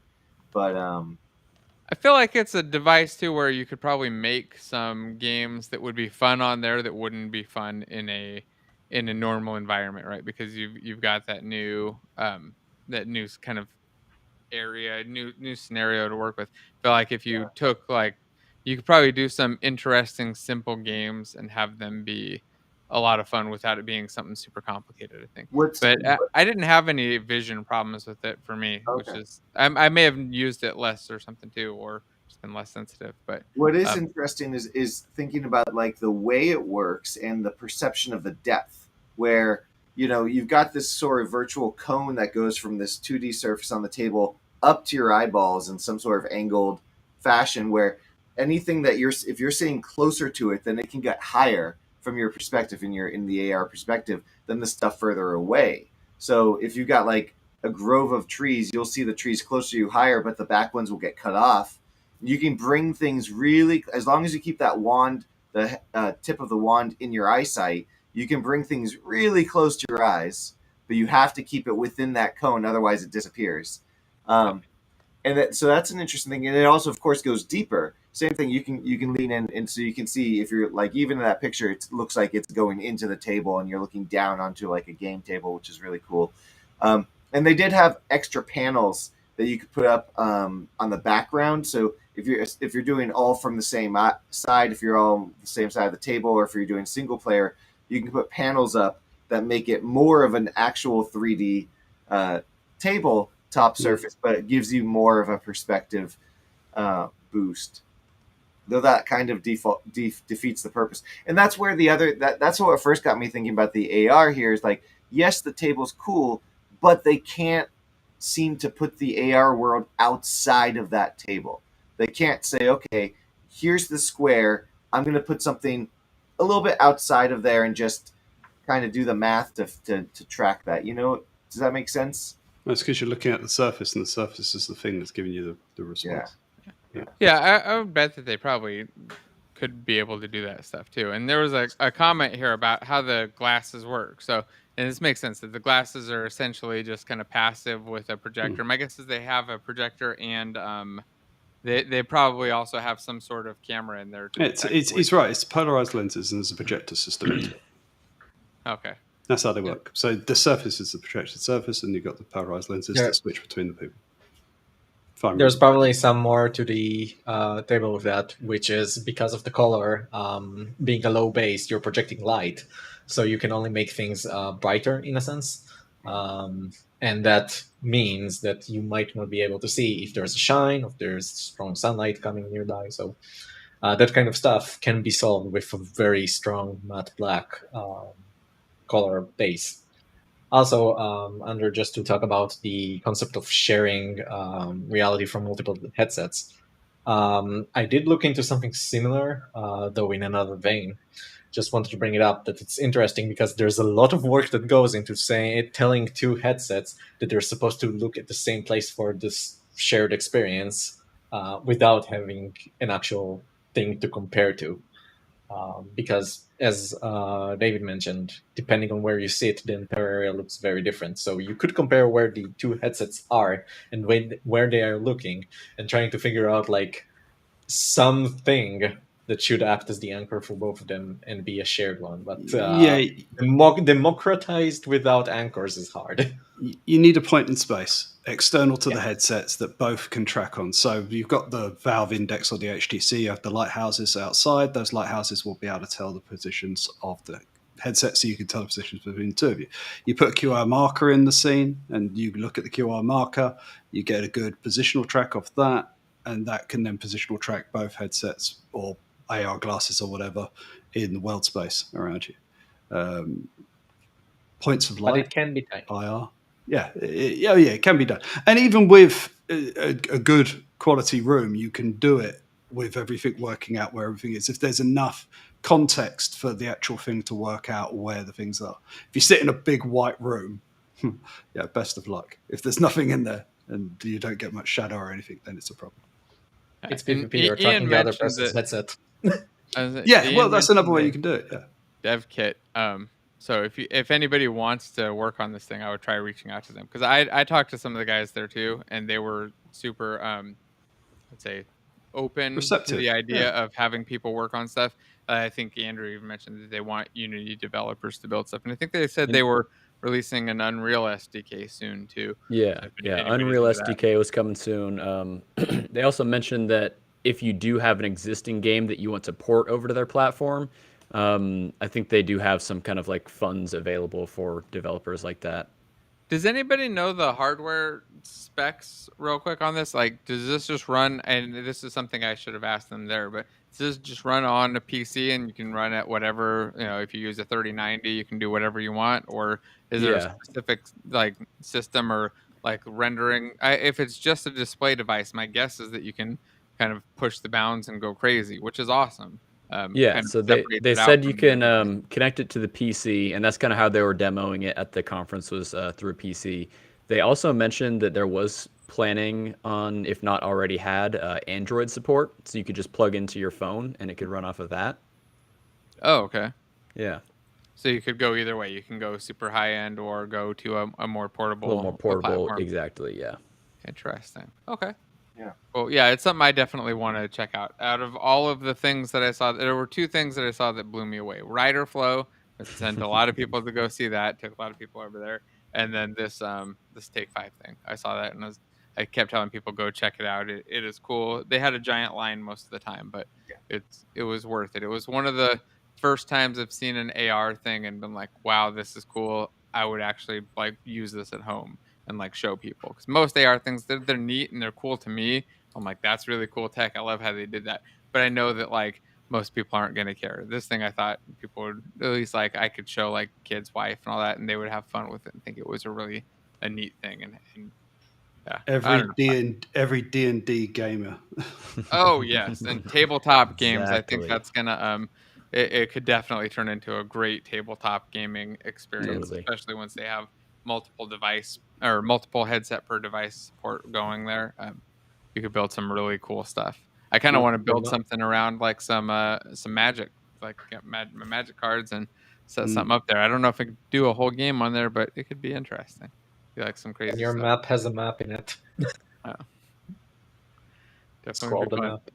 Yeah, I mean, my brother-in-law is super into D&D, and they've got a projector set up over the top of the table, and it projects down, and they do everything around that. And the multiple times he's come around here and just been asking me questions about, what do I do with this? What do I do with that? And just to get it really synced up and all the rest. And I've been well interested in maybe just building something for him to do the whole thing. I'm surprised you haven't built some crazy table that like moves the miniatures around. I don't do D&D myself. Yeah, well, I don't do D&D myself, but battles. Yeah, oh yeah, I've walked through that whole thing with him and gone crazy. But yeah, I've printed lots of 3D models for him on the printers. Out of the table. Oh, I've done lots of 3D models for him with the 3D printers and all the rest, and given him scenarios and stuff that he can play with. Yeah, I think that this could definitely fit into something like that. I think it'd be fun. Oh so yeah, this is what it's all about. Yeah, definitely gonna have to get one soon and start seeing what I can do.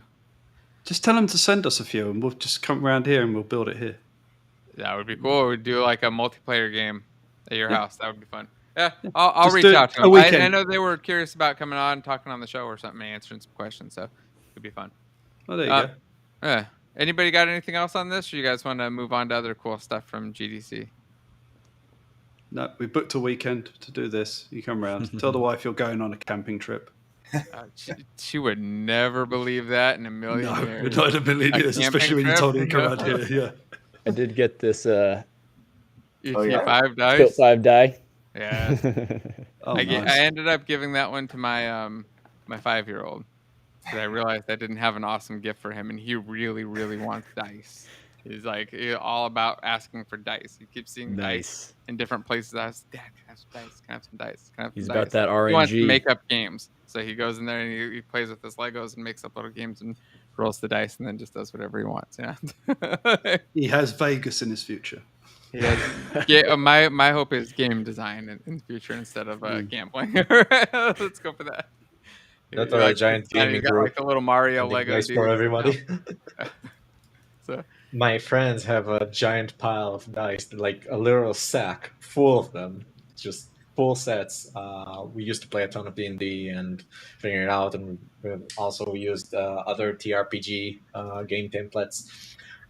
When I started working on C#, one of the first things I did was trying to make D&D free in CLI,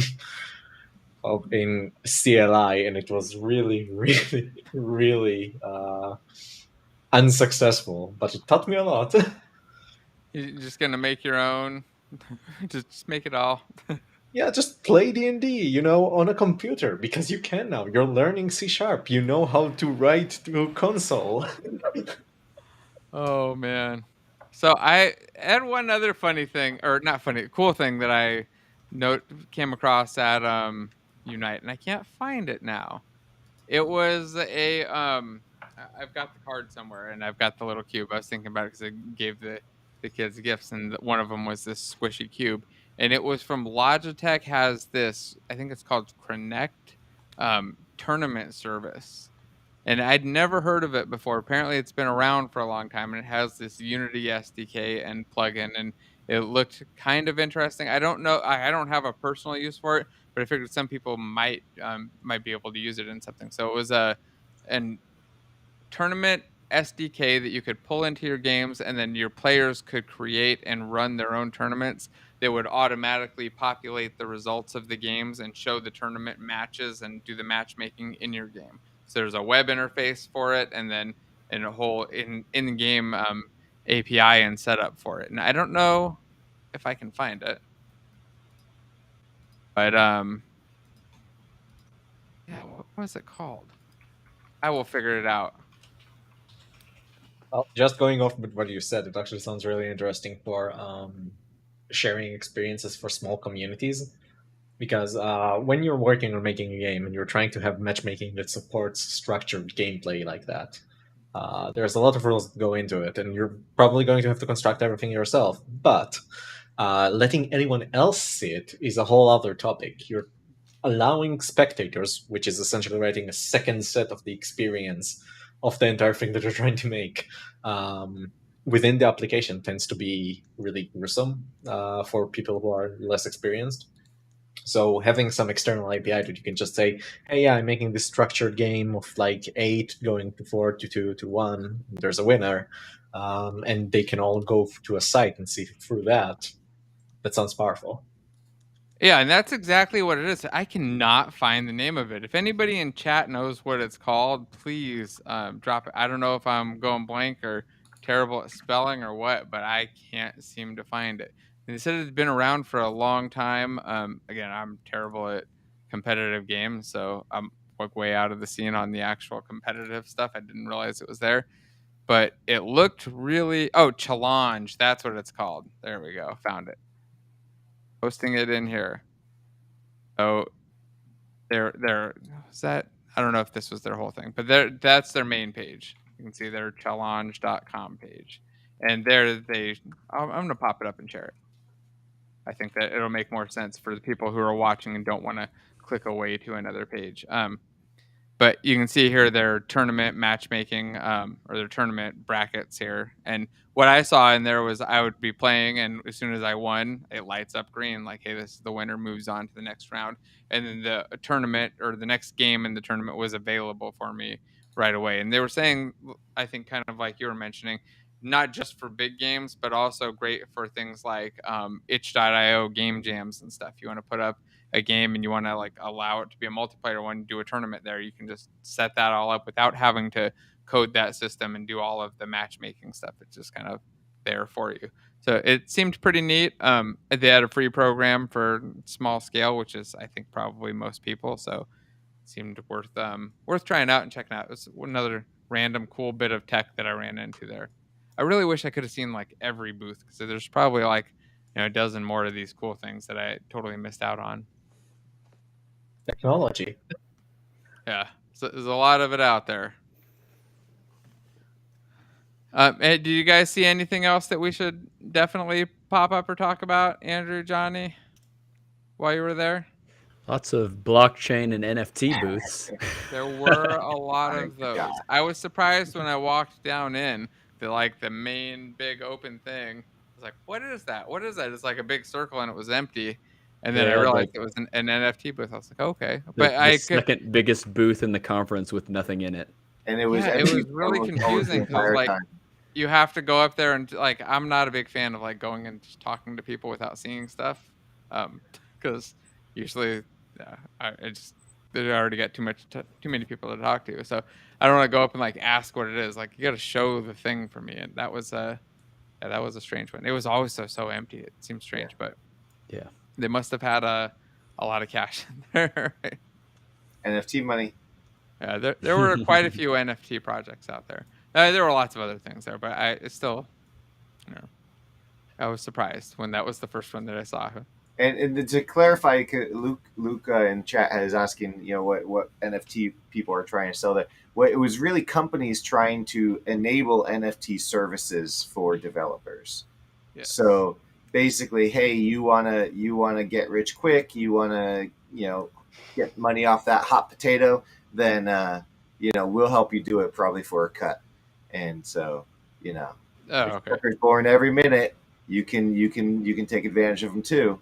We'll help you do it. Yeah, or I saw that in a couple games. Yeah. Or as one might say, here's a gold mine, here's a shovel. Yeah.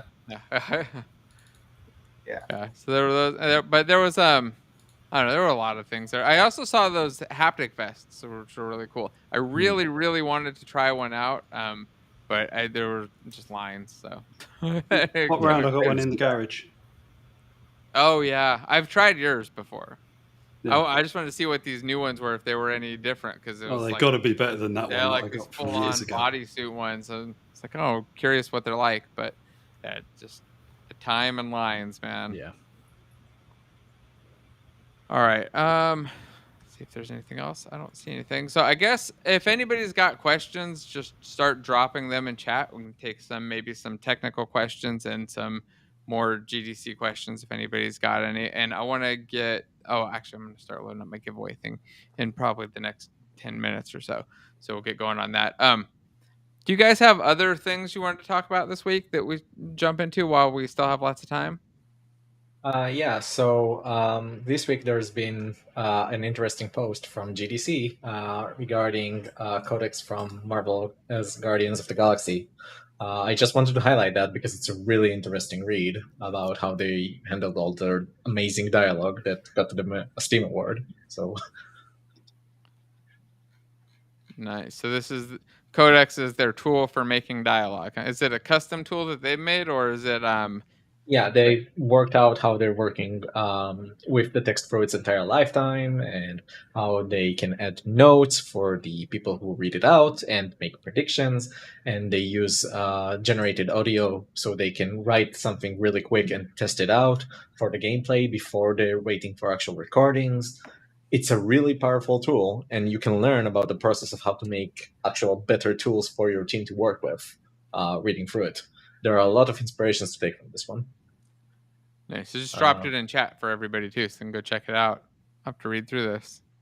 Curious how they built their system. Do they show?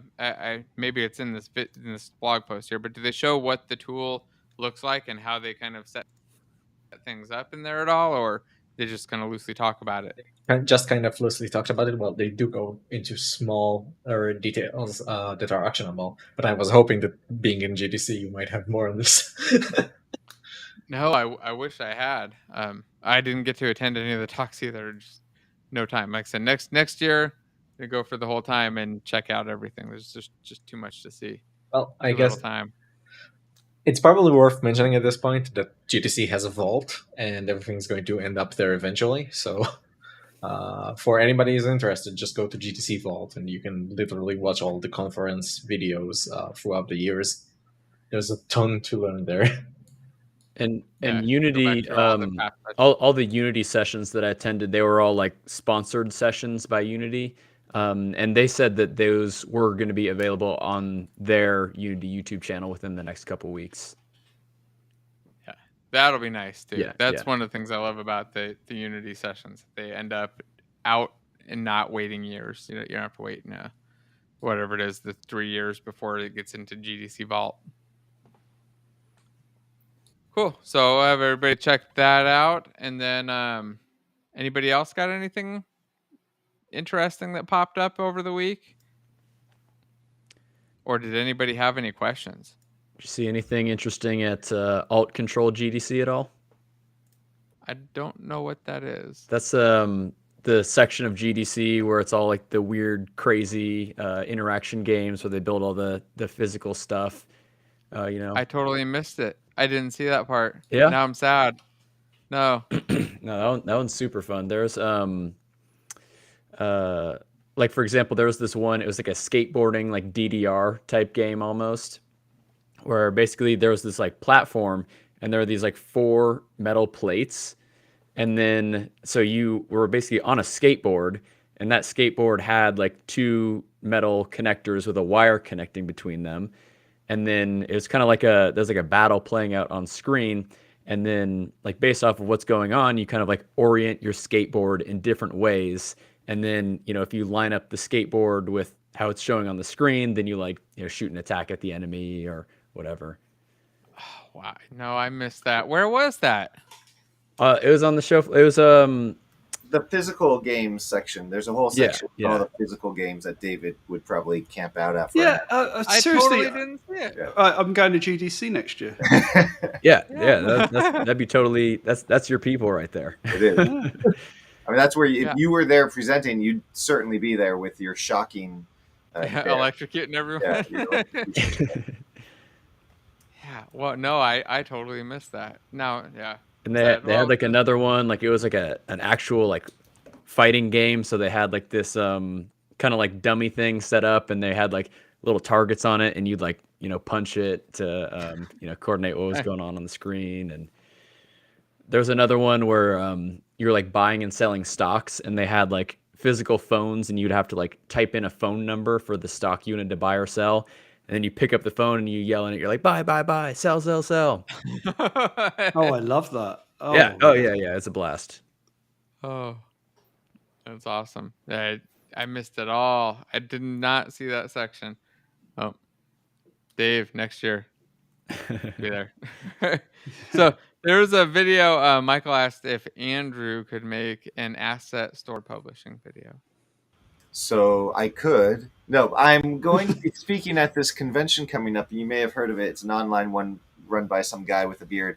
And in convention, it's going to be on publishing. The video, the talk will be on publishing. And I'm thinking, I haven't mapped it all out yet, but I'm thinking of basically just going through tips on publishing, like my personal best practices, which, you can take with small grains of salt, but they're probably pretty decent. And going through what I think is helpful as a publisher, maybe some nuances between art publishing, tool publishing, and other things like that. Touching on the logistics of it, touching on my theories around pricing or content and value, marketing. Which I'm not the best at marketing, so I'll probably put a caveat there. Customer support and so on. Yeah, I think that'll be great. I was just rubbing your beard real quick, Andrew. Thank you. There you are. He's wearing a haptic face. I think that would be probably the most useful, because I think most people that want to put things on the asset store, they probably just want to do it as a supplemental thing. Like it's a supplemental income thing. They're working on a project, may as well make some cash off of it on the side. And knowing some of the easy tips to just get that up there and have it actually sell, I think makes a big difference, because it really sucks. You put something up there and nobody buys it at all, right? So you want to get through I think that your session probably get them past that point so that people actually can download their thing, give positive reviews, kind of understand the core stuff that's required to have happy customers on the asset store and to get customers on the asset store, and hopefully minimize the amount of effort and kind of pain. And to get over some of I think there's a lot of ideas around like, oh, I'm going to put something up, it's just going to sell. It's like the make a thing go viral profit. I mean, that's as easy as it is.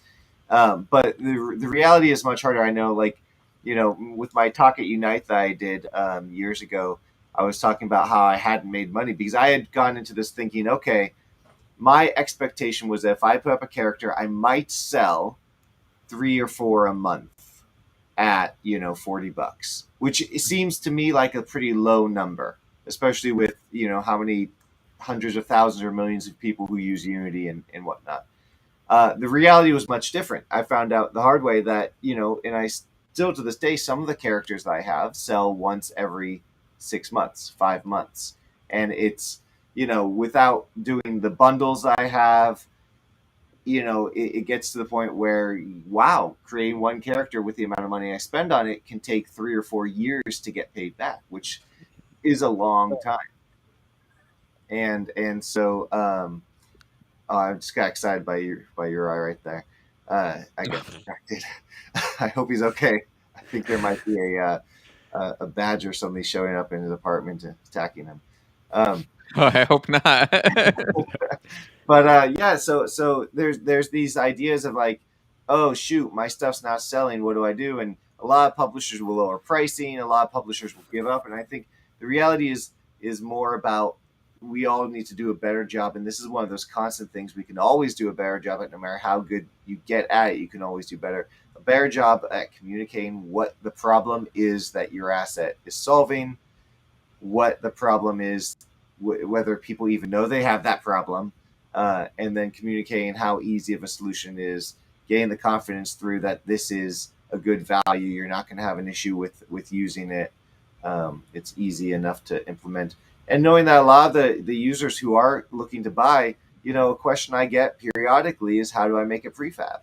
And if somebody's asking how you make a prefab, then they're probably pretty new to Unity, in which case you need to do a really good job of communicating to them that your asset is good. Or you need to communicate, this is not the asset for you if you don't want to take the time, to work with people who don't know what a prefab is yet. Yeah, and there was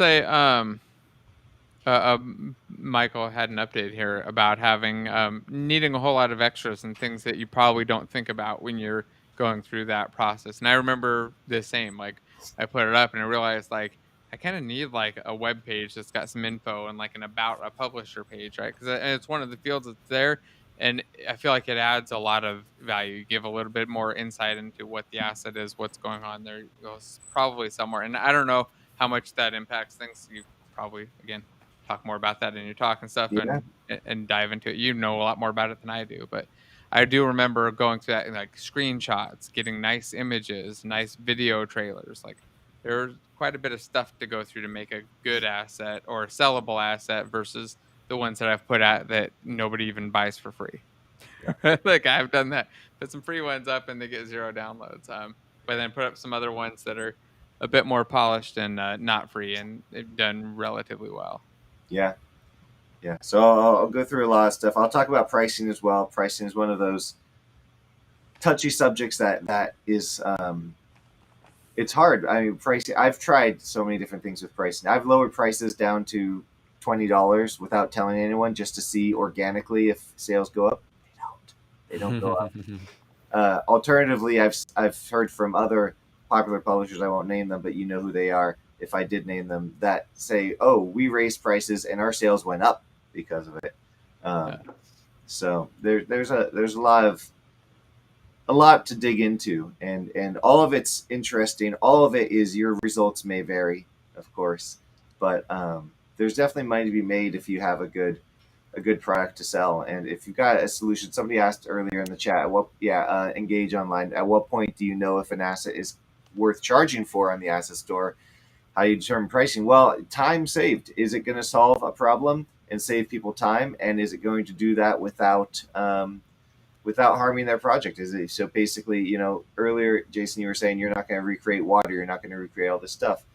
The reality is, if you download a tool and it saves you 5 hours of time, how much is that worth to you? If it saves you 5 hours every month, that's 60 hours a week. I mean, I think a couple of weeks ago we had a little chart talking about time saved and the value. The reality is, $100 asset is super valuable if it's going to save you five hours a week, or if it's going to enable you to create a game that you would not have been able to do otherwise. And for a lot of people, art is that missing link. You can code all you want, but you can't create art. So, spend a couple $1,000s on art, and $1,000 on art because you need a lot of it for your game. But if that makes a game that then makes you $50K, seems like a pretty good investment. It's a lot cheaper than hiring an artist, that's for sure, right? And if Yeah. you hire an artist, you should definitely be at the point where you know exactly what you want. Don't hire an artist if you don't know what you want, right? Because Not to mention that's even more expensive. Yeah, I mean, if you are not making your own art and you're hiring art, it's going to take you time still. It's not like I'm going to hire an artist and, I spend, 5 minutes, I just hire someone, then they give me the stuff. It works, magic. No, you're going to be going back and forth. If it takes the artist 40 hours to create the art, it's going to take you 10 hours just to go back and forth with them on making that art the way you actually want it, because you're not going to communicate properly exactly what you want and whatnot. So there's going to be back and forth, and there's a time commitment there. So save 10 hours, buy somebody else's art. Yeah, and don't fall into the trap of buying art that you didn't plan to make anything for, then plan to make something for it, giving you more time wasted on something you didn't plan to. But definitely fall into the trap of buying everything from Infinity PBR when it's on sale. That's a good one. Yeah. Get the bundles. Yeah. That's what I do. Yeah. Get the bundles. Yeah, So the bundles are the way to go, really. You know. You get a bunch at once, and they all look great together, and there's a ton of content. But Yeah. Also, I just want to touch they're on sale before right now. I just want to touch before you move to the next question, the Israel of Israel, because I'm here and I'm loving it. Just to point out, though, that guy is actually talking about Jason's story. Does it really matter? No, they are the same person. So this comment or question was just about how we do the stream, and I just figured I'd share. It's restream.io. It makes it super simple. It's not perfect. There are some things I would like to improve, like being able to rearrange the layouts a little bit and stuff. But it's so simple. We have a link, everybody joins in, and it just magically works. And then you guys say things, I click a button, and it shows up. So please, check it out. Restream's pretty cool. I don't know. I got nothing else to say about it other than that's the answer, and I like it. Simple, useful. It is, yeah, exactly. It's a useful tool. It's a little bit expensive. It's way more worth it than me going through OBS and spending an hour each week trying to figure out how to get stuff right and trying to get everybody else to spend a bunch of time to get their stream set up right and then get things in the right spot. Another one of those things where it's like, I think it's like $50 a month or something for their pro one. Actually, I think I might have got the Black Friday half off deal because I like sales. But it's well worth it for the time saving. So another one of those things, spend the money, save the time, and get rid of the pain. It's a great tool, though. Right. Excellent. Great info. All right. So I think I want to load up my giveaway app in just a second and get that going. I don't know if you guys have other things you want to talk about or discuss in the process, or if anybody's done anything on the giveaway app. I haven't pulled in any updates yet. I'm going to do a quick update to just make it work for this chat and then kind of pull it up on the screen. This is, by the way, the giveaway for the JetBrains writer license. They give us a 1-year writer license to give away every week, and all you have to do is be in chat and very, very loosely participate. If I can ever find, there it is, my magical file named Hidden Data, where I keep all my hidden stuff. It's very, very, very well hidden, so I don't remember. I remember not to open up that file on stream. Once I have that, we can get going with it. So yeah, you guys got any other topics you want to talk about? So one thing I wanted to bring up regarding the Gaia project and it showing up on Steam, the thought hadn't occurred until after we've already been after it. But one thing I really do hope is that they try to ship on other platforms and see where are the pain points with shipping to multiple platforms with Unity, because they do have a lot of context switching that takes a bunch of time. They've tried to make it better over the years, but I do want to see some improvements there. Ooh, that's a fair point. I know that wasn't, at least from what I remember, that wasn't going to be in their initial plans for the release. That they were going to go on to doing Steam first and PC first. I think that they had considered other platforms, but I don't have that locked in my memory. If that was something they were actually going to do or not. But I agree. I think that would be really cool. But yeah, I think that and just having more multiplayer or more starter kits that are similar to that, I think, were both things that would be very handy. But I like, it's a nice, interesting perspective on the platforms, because you're dealing with that a lot right now, right, Yori? Oh, I got dropped off for a second. Okay, No, yeah, but when I was playing it on the show floor, I was playing it on a controller, so theoretically they should be able to port that over to console at least. yeah, I would assume it's not going to be too difficult to convert it, but they may show and kind of highlight some of the interesting problems, which would be cool. Why can I not get weird? Sorry, I messed up my my Google auth, so we're gonna get the giveaway going in just a minute. I'm gonna be able to. I guess also I just kind of wanted to say on GDC that the show was definitely a lot smaller than it had been in years past. I'd say it's probably about half the size on the expo floor. And it was definitely an interesting vibe because, a lot of the big companies that you would expect to be there, like Epic, Microsoft,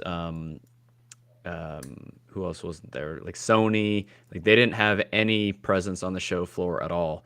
And then there were, even some companies like Amazon and Nintendo, like they were still kind of there, but their booth space was just like meeting spaces. Like they weren't actually like showcasing anything there. So it was definitely just an interesting event in that sense. Totally. It also seemed like there's a ton of people, because I'm pretty sure I've shook more hands last week than in the prior 2 years. Absolutely. Yeah. It was insane to just be around people again. For those who haven't had to go out and do in-person jobs and in-person stuff, then that was a sentiment shared by a lot of people, but it was small otherwise. You touched people? I did. He did a lot of touching. Andrew's a whole lot of touching, and the in years past, you don't know, do you shake, do you hug that person, that is this a hug or a shake, and so you kind of do the whole like, oh yeah, okay, we'll hug. And now it's a, do I fist bump or shake? The shake of the fist bump, yeah. If your hand goes forward, you go like this, and then in the end you match up, and somebody bumps your open palm. Or you just do the stick shift. Yeah, and then and then you do this, you do a little dance. In the end, you hug, and you're all wearing masks, and you're vaccinated, so it's probably okay. Before the whole pandemic thing, I met an investor at a conference once, and he would only elbow bump because he was a germophobe. He would be that, and we all were like, Howie Mandel. And I remember my business partner coming over to me and going, "Oh, you're just about to meet so and so. He only does elbow bumps. Do not try and shake his hand. He's really weird about it." And I was like, "Yeah, whatever." Oh, you cut out. Lost your audio. He hacked you. He's tired of this nonsense talking about his elbow bumps. Yeah. Like, this bastard. Hack. I have a friend who doesn't like physical contact too much, so I like to give him hugs. Yeah, that'd be me. Nice. And poor Dave. Every time. Hey, they had stickers. If they had a sticker that said "Don't hug me," then I wouldn't hug them. That's the rule. Oh, I've got some huggers as friends. They're not welcome. Yeah, Dylan was there. Oh, was he? Oh, yeah, right. Yeah, Dylan he's a hugger. The biggest hugs ever. Oh, he's a proper hugger. Yeah. So it was but it was a good time all around. The giveaway, by the way, is open for everybody. Here, I'll pop it up in a big screen for a second, so everybody has a chance to see how to enter. If you want to enter to win a JetBrains rider license, 1 year pro license, all you have to do is choose a race and or class. I'd recommend you pick both because they both contribute to the stats. So just pick one of the ones from the top, one from the bottom. We got Assassin, Bard, Berserker, Necro, Paladin, Warrior, and Wizard. I don't remember all the differences or which one won last. I know it's been a different winner each time. You boosted Bard last time, didn't you? I did boost Bards and they still didn't win. Yeah, so Bards have like and you boosted it again. I'm like just trying to see how many people go Bard. Favored to win. You're in luck because we can hit pause, and the benefit of scriptable objects. I just go find my Bard. Everybody's put their thing in already. They're all going to be switching. And we go change 1,000 the damage. Bards. I actually think that if you're changing it at runtime, it won't actually matter because the stats get aggregated into runtime stuff. But if they pick a new class, if they repick the class, it should, right? Yeah. Yeah. So here we'll bump them up even more. We'll give them 2 heal on hit. So now if you pick if you switch to Bard, you'll get a boost. You still probably won't win because Bards haven't won. I buffed them every single time. They haven't come close to winning. But if you want to give it a shot, you can. And then the races also contribute to the class. So the way that it works, what you're saying, is when you pick your race or class, it generates your character, combines the stats of the race and the class, and then that's what you get. So you'll end up with those stats on your character. We'll see how it goes. See what wins. See who gets the rider license this week. But good luck entering. All you have to do is enter by saying something in there, picking one, and then we'll hit the button in, I don't know, 25 minutes or so. We'll let it run through the last half hour. I love the way Bard went from 2 people to 12. Like, did it go up that quick? Yeah, it's gone completely up. Look, 12 people. Oh Yeah, now it's at Bards. 14. They got up, and they don't even realize that we all have access to the project, and we basically bumped up Warrior without telling Jason. That's why I just picked it. What? You would have to convince me to remember to sync it first, though. I didn't pull first. Yes. I've never touched the project. So, yeah. I forgot to sync first, so out of luck on the hacks. All right, so what else is going on, guys? Let's see if there are any questions in chat. There's a lot of kind of spam in chat, so I kind of missed if anything else. If anything else popped up. There's like Paladin, Demon, Wizard, Lizard, which is a nice one. Wizard, Lizard. Wizard, Lizard. Yeah, they should all be like that. Yeah, were there any questions that came up in chat a little while ago or anything that you guys noticed or wanted to pop into? No, nobody's saying any questions. Yeah. At least not in the recent bit. So I want to bring up a question that came up in the architecture Q&A today. So this is one that I wanted to talk to you about, Yori specifically, but other people, because I think that Yori might have some insight into it. So one of the students was building a game that has randomly generated levels. They've got some levels with level prefabs that has an island that has some set of shapes that it can pick from, and then some set of things that can be on or off on that island. And they were trying to come up with a good way to save that data out. They want to generate a level, be able to save and reload that. One of the techniques that I don't know if they were aware of, that just kind of filling them in on, was just understanding how the random seed works and keeping control over that seed so that they can just recreate and randomly generate that same level instead of saving off and recreating it again. And I was curious your thoughts on both seeds, because I know it's something you do all the time, but also just other ways to save off random level generation. Is there any other technique that you think is useful in some other scenario or something that people should know about or consider? So first, I just want to touch on the seed solution. That one is great as long as you never plan to update again, because if you have auxiliary data that you have to save that are reliant on the seed generating the exact same result the next time, for example, if the stage has things that turn on and off, and those things can be destroyed, which is its own state. And you say, this seed got me 3 things, and of these 3 things, I need to save their state. And the next time you changed how the seed ends up because you updated the game, and it expects to have 4 or 2, then now you have bad data alignment. So seeds, not a good thing if you plan to update. Can you version them, though, with that? You can, but you have to make sure the entire code they rely on stays exactly the same as long as the updates don't happen. And that's incredibly difficult if you're relying on like shared functions or something, and those shared functions change. So there's that. Beyond that, if you have knowledge of what you're trying to save, you can save that with the order at which you wanted it made. So you rolled island 2, and that has 5 objects, and each object has a state. You can just call them by name and save those and just load them by name. If it's that simple that you only have a few objects and they have a few states, just do that. Log it all out, load it in the order that you need to. It will work. if you're trying to get into something a bit more complex, you have more objects, etc., then look into figuring out how to just save the entire scene's worth of adjustable elements. How your code runs through it, entirely up to you, but generally speaking, if you can derive what's in a scene, try to remember that if it changes, you will break things. So just be mindful of that. David, did you have anything to add on that? No. I mean, you're doing more of this stuff than I am. Trying to think of some of the games that I've been playing, like Occlusion not included with the seed system they have, and it changes when they change the actual system itself.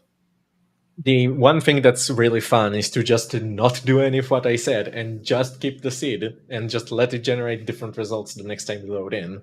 Because if you update the game, it's kind of nice that the game accommodates new features as it updates.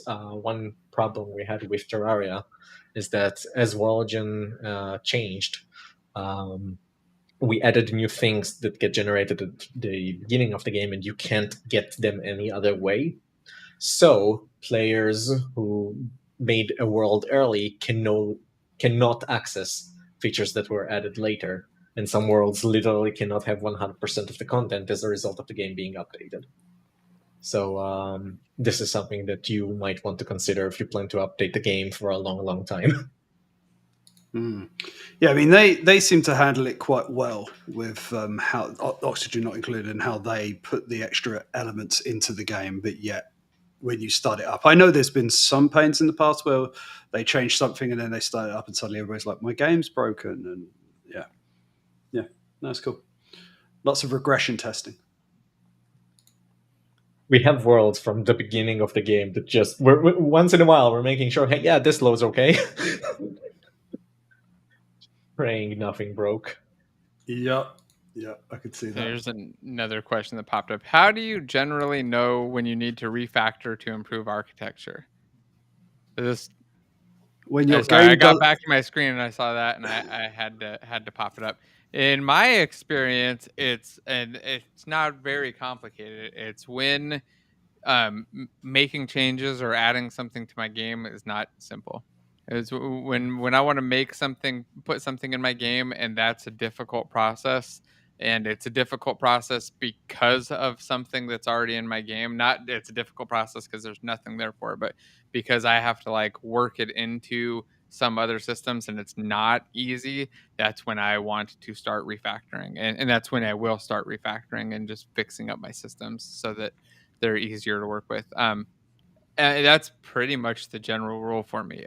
Or if you want like a very simple flat rule on code files, it's whenever they get a little over 200 lines. If they get around 200 lines, I start looking at probably refactoring them and splitting them out. Not always, because sometimes there's a reason, but most of the time I'll think like I probably haven't thought through the architecture of this file in this class enough. Maybe there's some room for separation. So those are kind of like my two main go-tos. But normally the main one is the first one.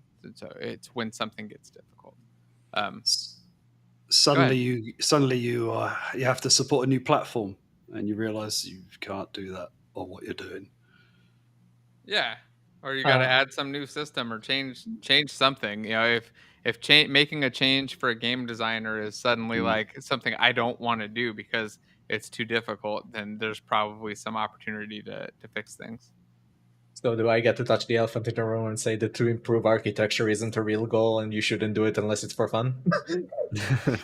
Right. You shouldn't do it. You should do it to improve your workflow, right? The architecture should really be supporting your workflow, and you improve it to make that workflow better. Otherwise, if you just do it to make better architecture, it's really just to show off, and most people aren't going to care. Yeah, architecture is only a means to an end. You're not making architecture the goal itself, ever. You only want to refactor things if it adds you any sort of value. The architecture is there to say, if I am going to change something here, then I know that at no point I'm touching anything else than the part I'm currently looking at. When you have no architecture, everything touches everything. Therefore, if you touch one thing, everything else will break. When you do have architecture, it's split into small things. So if you're trying to swap one out, make something new, nothing else gets touched. Tend to agree. And anybody who's interested in architecture stuff, I just linked my course to. It's in chat if you want to go check it out. So that's where the question came from this morning, was from our architecture Q&A. And in that, I thought, I want to ask Yorai about this, because out of everybody who does generation, Yorai is probably the best at it out of the people that I know personally. Why not ask him? So I'm glad I did, because I think that was some useful info. Even though I missed a tiny bit of it, I did get the gist of it. I could hear it. I just couldn't see it when right in front. So there were a couple more questions I think I want to pop up. One, just as a real quick, easy one for your eye. What was the most interesting game you made? I think we all know. It was some little game jam thing you did as a throwaway, right? There are some of them. The most interesting one with stats and everything is actually still in the making. I've actually been working on trying to figure out if I'm going to hire an artist to make me some stuff for it. And I've been looking at all the games I like and like, oh, I want this kind of animation, this kind of animation, and this kind of animation to make all of that work. Because just looking at stats isn't as fun. I mean, clicker games do exist. I fully respect that, but it's just I want something flashy, juicy. So right now I'm working on a game where it's basically like Kingdom Hearts, but everything is RPG-fied to the maximum, and there are lots of like stacking stats that do way weirder things. I have a fireball spell, and it has all the classic D&D meta magic stuff, so you can twin magic it, so it casts like twice at different targets, and then you can maximize it, so the fireball always does like maximized damage, and you can enlarge it so it does double the explosion, and it's all really just stats. Has meta magic as a stat because I want multiple things to be able to give you that kind of benefit. So if you have a skill that gives you +1 point in that, or if you find a legendary item that gives you +1 point in that, I don't have to check. I'm just adding the stat. Stats are fun, and simplifying everything to just stats is amazing. Totally agree. I think that's what most games should do. Just have a simple stat system that stores some ints and maybe some floats or percentages occasionally, but it tends to be the simplest. And if everything ties into that system, then it makes it a lot easier to just make all of your things work. And then when designers want to do things based off stats, it all becomes a lot easier. You can do a lot of fun experimenting. That is actually where most of my hell is. I'm trying to make everything like zero code possible. So I have components that say shoot more projectiles with, and you add the stats as a part of an equation, and it does that. But it's getting it to look pretty is being a bit difficult. And not editing is not my strong suit. Yeah, it takes a while to get those custom editors looking good. So Michael had a question about releasing a game. He said, I'm going to release my first game for free in the coming months. Where would be the best place to upload or publish it, in your opinion? I think this partially depends on the platform. I'm going to assume that it's PC if there's lots of options, because otherwise you're kind of limited to the Android or iOS platforms. So what would you guys recommend? Do you go to Steam or itch.io and try to do WebGL? Or is there some other non-web? So what if they're not web? What if the game doesn't work in WebGL? I don't still put it up on itch. Yeah, you can still download it from itch. One thing that the goal changes, the place you'll go to changes depending on what you're trying to make this game be. If it's to be part of your resume and you want it to look as professional as possible, you can get the game on Steam, get reviews on it, and improve it over time to make sure that you actually have a good thing going, but it's keeping your work. Also, to put something on Steam, you have to make a lot of auxiliary assets. You have to make the logo, and you have to make some actual big art for banners and stuff. Pay for it. Yeah, it's if it's only free to play and really has no source of income, might be a bit on the expensive side for you. itch.io is simple, cheap. You can make Windows downloadables there or other platforms, whatever you want. People selling assets still. So and you can decorate the page still, so you can still make it look pretty and everything. Within your means. If you're just trying to get as much feedback as possible and just become a better developer, throw it on a Google Play Store. People who will play it. People who will not. You can always give it to a friend. They have phones. They can try it. So I want to kick off our giveaway in just a minute, maybe when we get to 100 battlers. If you haven't entered already and you're still here in the chat, just type in the race and class. Once we get to 100, we'll hit start. Everybody will start fighting, and then somebody will win a rider license. I'll shrink it back down once we get to 100. I'll let everybody who joins in the last minute get their name popped up on screen for a second. And there were, let's see, we already took that question. There were a couple other little questions I wanted to hit. One, this was a recent one about user-created scenes, and this kind of, I don't know how well this ties in with some of the other things, but might loosely. And what would you recommend for user-created scenes? Like would you do a dedicated scene for creating it with prefabs? Like they have a scene that they're doing and they just drop prefabs in, or make some whole SDK for Unity where they have to export out their scene as a package and then it gets pulled in. If you wanted to do a game, I'm going to guess it's a multiplayer game where you wanted to allow users to create a level at runtime, or a level that people can play at runtime. Maybe it's at edit time. What would you guys recommend? Or are there other options that I'm not thinking of or that weren't mentioned in this chat so far? So strictly speaking, everything you load in will be at runtime. So whether you offer it in runtime or not is purely a question of how much headache do you want to support in regards to you making a good level editor. Because if you're not making one, then the entire load is on the user downloading, installing, learning how to use, and then using Unity just to make a level for your game. Not a small bar for convenience levels. People are generally not going to bother doing that. VRChat only got this working because people need a lot of customization and it's freaking popular, so there are a lot of resources about it and everybody's doing it, so it encourages other people who do it. Generally speaking, in-game level editors are the easiest to control, and even though they take a bit of work, they're the easiest for the user to make content with. Therefore, sharing with other users is easier, therefore you get more mileage out of it.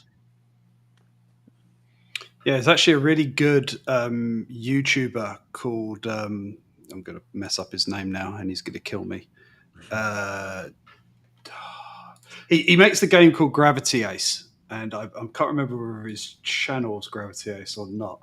Jason Weimann's met him as well. But the guy, here you go, I'm going to look it up. It's John Watson is the guy's channel, and I'll send Jason the link so he can post it up.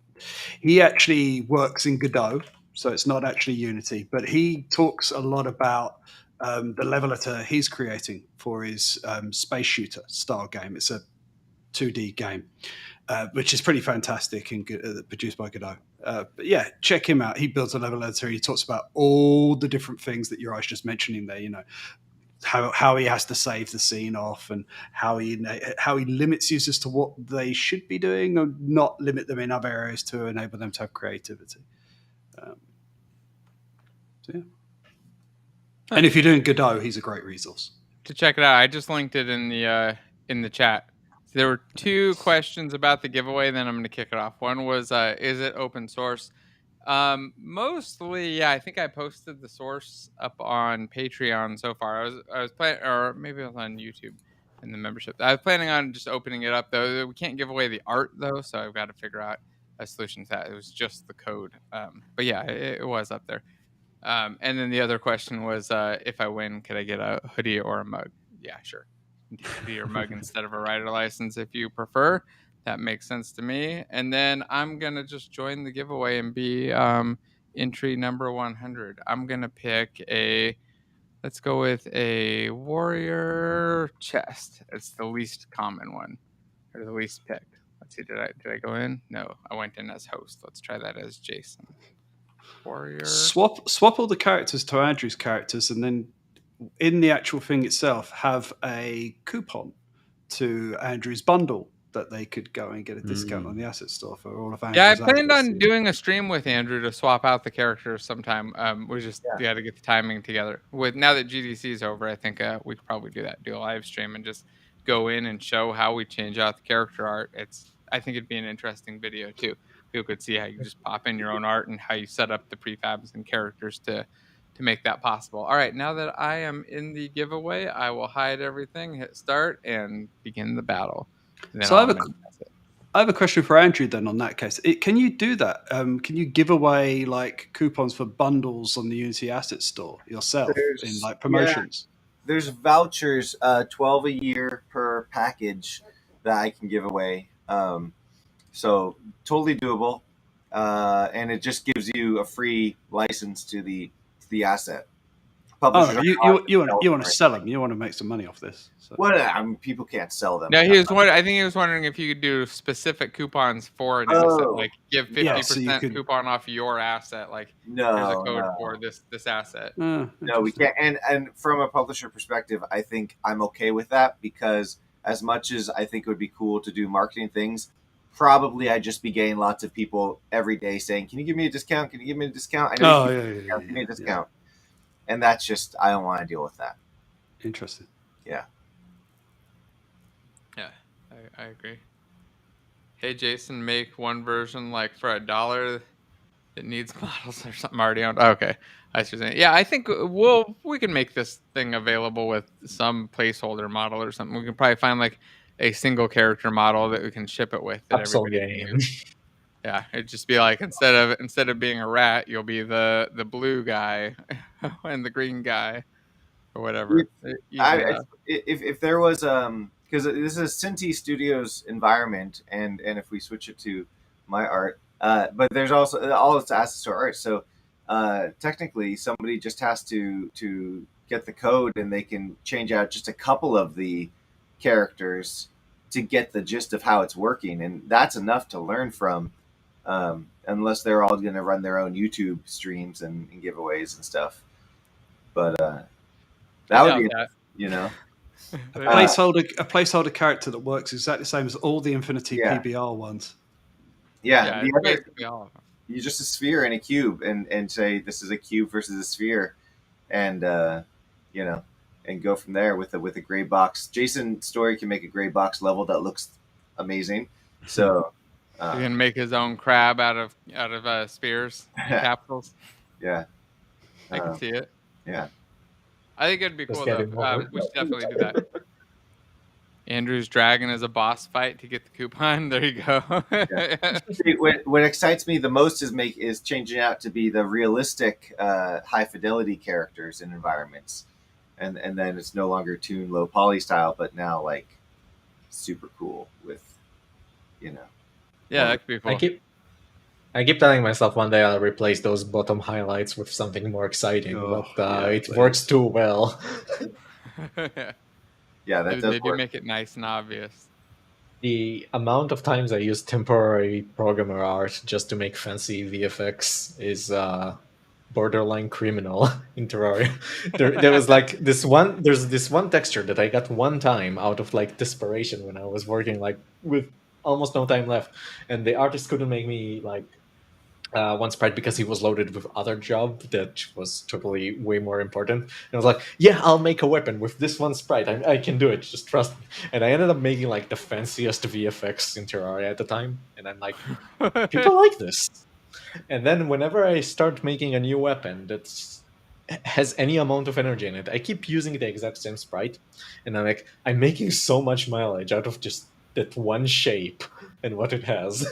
It's like, oh, this time I'm drawing it in an arc. This time I'm drawing it with two shapes. This one I'm drawing it with two colors and different scales over each other. And it just works.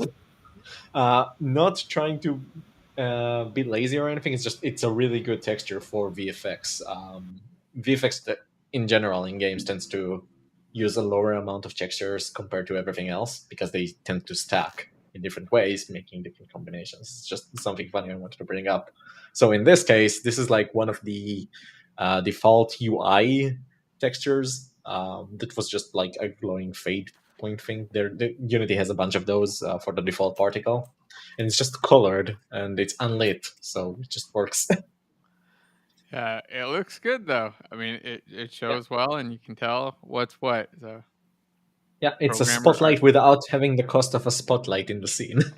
Yes, that having to add a whole bunch of lights and kill everything, and it runs great. Yeah, definitely interesting. There was a question about open source projects. Anybody know of a place to contribute to open source projects? I don't know of any, so I figured I would pop it up and just ask. Unity has this game they're working on. Yeah. The piggy one. I forgot the name. Oh, the one that they were doing on stream, right? Are they still working on that? That could be an interesting. Yeah, I'm not one. sure what the status of that is. I kind of lost track of it, but I remember watching the streams before. It could be interesting. Trying to find it. Well, if anybody knows about that, mention something in chat. And then there was a real quick question that popped up earlier that I forgot to show that I was curious if you guys wanted to bring up, which is about physics movement and when to move. They want to know if you should only use physics or do physics stuff in fixed update, or is it okay to do it outside of that function when applying it once? So if you're doing like an apply force, does that need to be in fixed update, or can you do that outside? That's I guess generally the question, or how do you guys do it? Pretty sure that if you're doing anything outside the physics loop, it gets queued up until the next physics loop acts, but I might be wrong. Right, I think you are Generally, correct on those add forces to the rigid bodies at least. Generally speaking, though, it falls into the trap of, well, if you're calling code out of the physics loop that affects the physics loop, would your physics loop still stay deterministic? And it might not matter for your project, might not matter at all, but it does have this implication that if later you need it to be, and you have the code outside, then you basically have to go back and change things. Physical simulations are all about like for simple games, of course, it's just get physical simulation going. But for more bigger games that may need proper replication or multiplayer to any stable degree, calling code from the outside might call for unwanted behavior. I got a little excited in the middle of that because I just killed a I think it was a rogue. my warrior is still in the battle. My guy got destroyed. I still haven't made it past the first round of one of these. So. Oh man, what did you pick? I did a berserker worm. Oh, okay. Oh no, the worms are nerfed. Yeah. Where they might have been. Berserkers had the life steal, so they were like life steal on a hit, if I remember right. Like every time they hit, they just heal themselves. Maybe I think Necros did that too. I need to add some abilities, some magic spells, and all kinds of crazy stuff in here. Use stats, sound effects, yeah, and multiplayer, so everyone can like join it and just turn it into an MMO. It's so hard to resist that urge to like make a WebGL version where people can go in and then start controlling their character remotely, doing stuff like use Photon for it. Boom. Yeah, there you go. I mean, I get tempted all the time, but I just like I know I don't have the time to pull that up. I have too many other things to get done. Can you allow them to code it via or to control it via the chat? So when they're live, they can like send chat commands in. We Just could the definitely chat attack. Yeah, that would be an interesting. I mean, with connections, it probably can't be too extreme, but maybe they can make. They could at least like. I was thinking one thing that would be cool is if you could queue up like your abilities.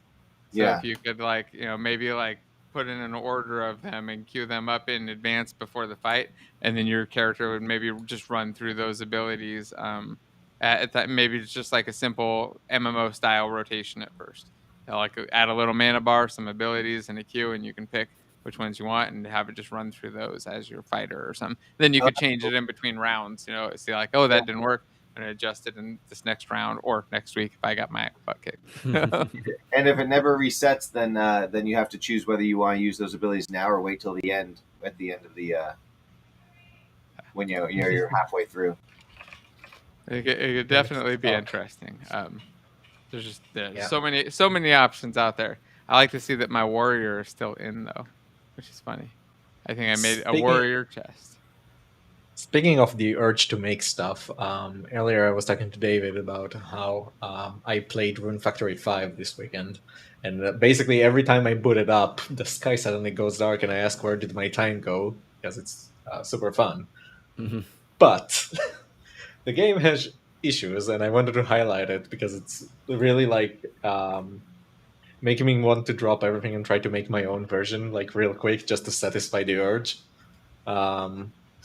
Where the game canonically used to be top down, and you would it's a life sim, so you have your farm and you can plant seeds, water them, and grow crops and ship them.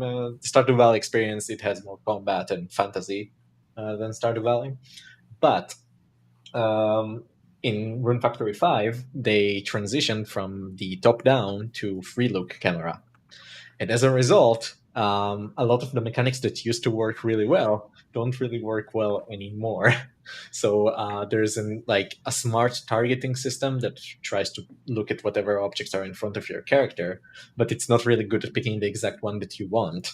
And there are animations for picking up items that are now longer because it doesn't look that well up close to your character. And the funny thing that I'm trying to get to here is that for all these shortcomings that make the game take longer to play properly, they just ended up making the days twice as long. Clever, simple solution. Just straight up, yeah, it takes you more time to do all your actions properly. Sure, let's just give you more time. just get more time to do it. Yep, that makes sense. So I wanted to hit a couple of these comments that popped up real quick. We're almost out of fighters, so I'm going to slow the fight down real quick. We're down to the last 8, maybe. So this one was just funny. He said he won the battle without knowing that they joined, and you can see him down there in the fight. The demon probably just said, "Well, what could you possibly said? Demon or necromancer?" Somehow he said one of those in chat and ended up with one. Ooh, demon. I don't know. Or either that, or it might be at the point where I've said, actually, I think if you say anything in chat, you might get randomly just assigned one now. So that's probably what happened is you just said something in chat and you got a random assignment. Actually, I think I made it non-random and it was linear. So it went so we'd get an even that order. comeback. Wow. You got it. One again, too. All right. So 1 HP comeback. That was nuts. So congrats on entering and maybe winning with accidentally. Little do you know, the real run is the pacifist run, and I'm winning it. And somebody asked if there are any YouTube games like this. I don't know. I always wondered if anybody's made anything like this, like just a simple YouTube thing that you can run, like that anybody could use. Seems like it could be kind of a fun thing to make available for people. Like a group choose your own adventure type of thing. Yeah. Everyone controls what happens next. So every action, I guess it would have to be like a turn based, but every action takes like a minute, and everyone just has to vote as to what the player's going to do. Something like that. I remember Jabrils did a video like that. It was interesting. He had lots of people in their spam and chat moving things. It was yeah. You could have dueling channels where like your channel and my channel can fight. Oh yeah, we should try that. Well, congrats, Turkey Jerky, on the win. Just Jerky. Shoot me an email, game.courses, and I will send you over your key. Get you all set up. Let's see. There were a couple more questions I wanted to make sure that we knock out real quick. We have a few more minutes. One was on the Mastermind Groups. When will they all be active?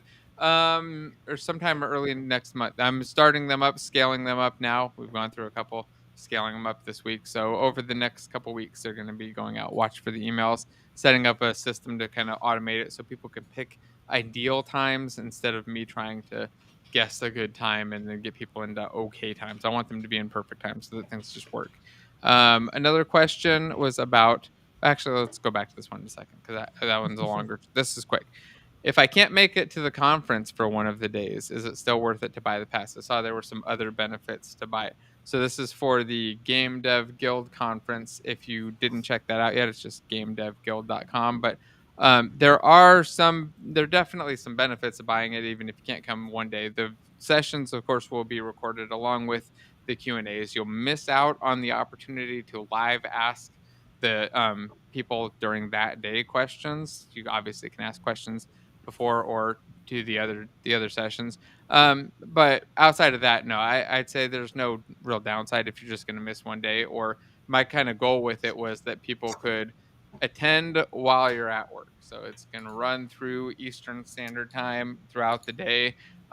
Relatively chill. You'd be able to just kind of have it in a window while working on other things, get the useful stuff, ask the questions, and then continue on. I thought that was kind of the easiest way, so people don't have to try to take off a whole day or approve a day off with the family and everything else to just go focus on learning stuff. Do it kind of side by side while working and get the valuable parts, while you're still contributing at work and stuff, and then get work to pay for it too. That's what I would do. And then there'd be lots of freebies too. We got lots of stuff that's in there now and a lot more coming. I'm just waiting on the final keys and stuff. I also got to get Andrew's some Andrew stuff in there. If I can watch this, get some Andrew stuff in there too.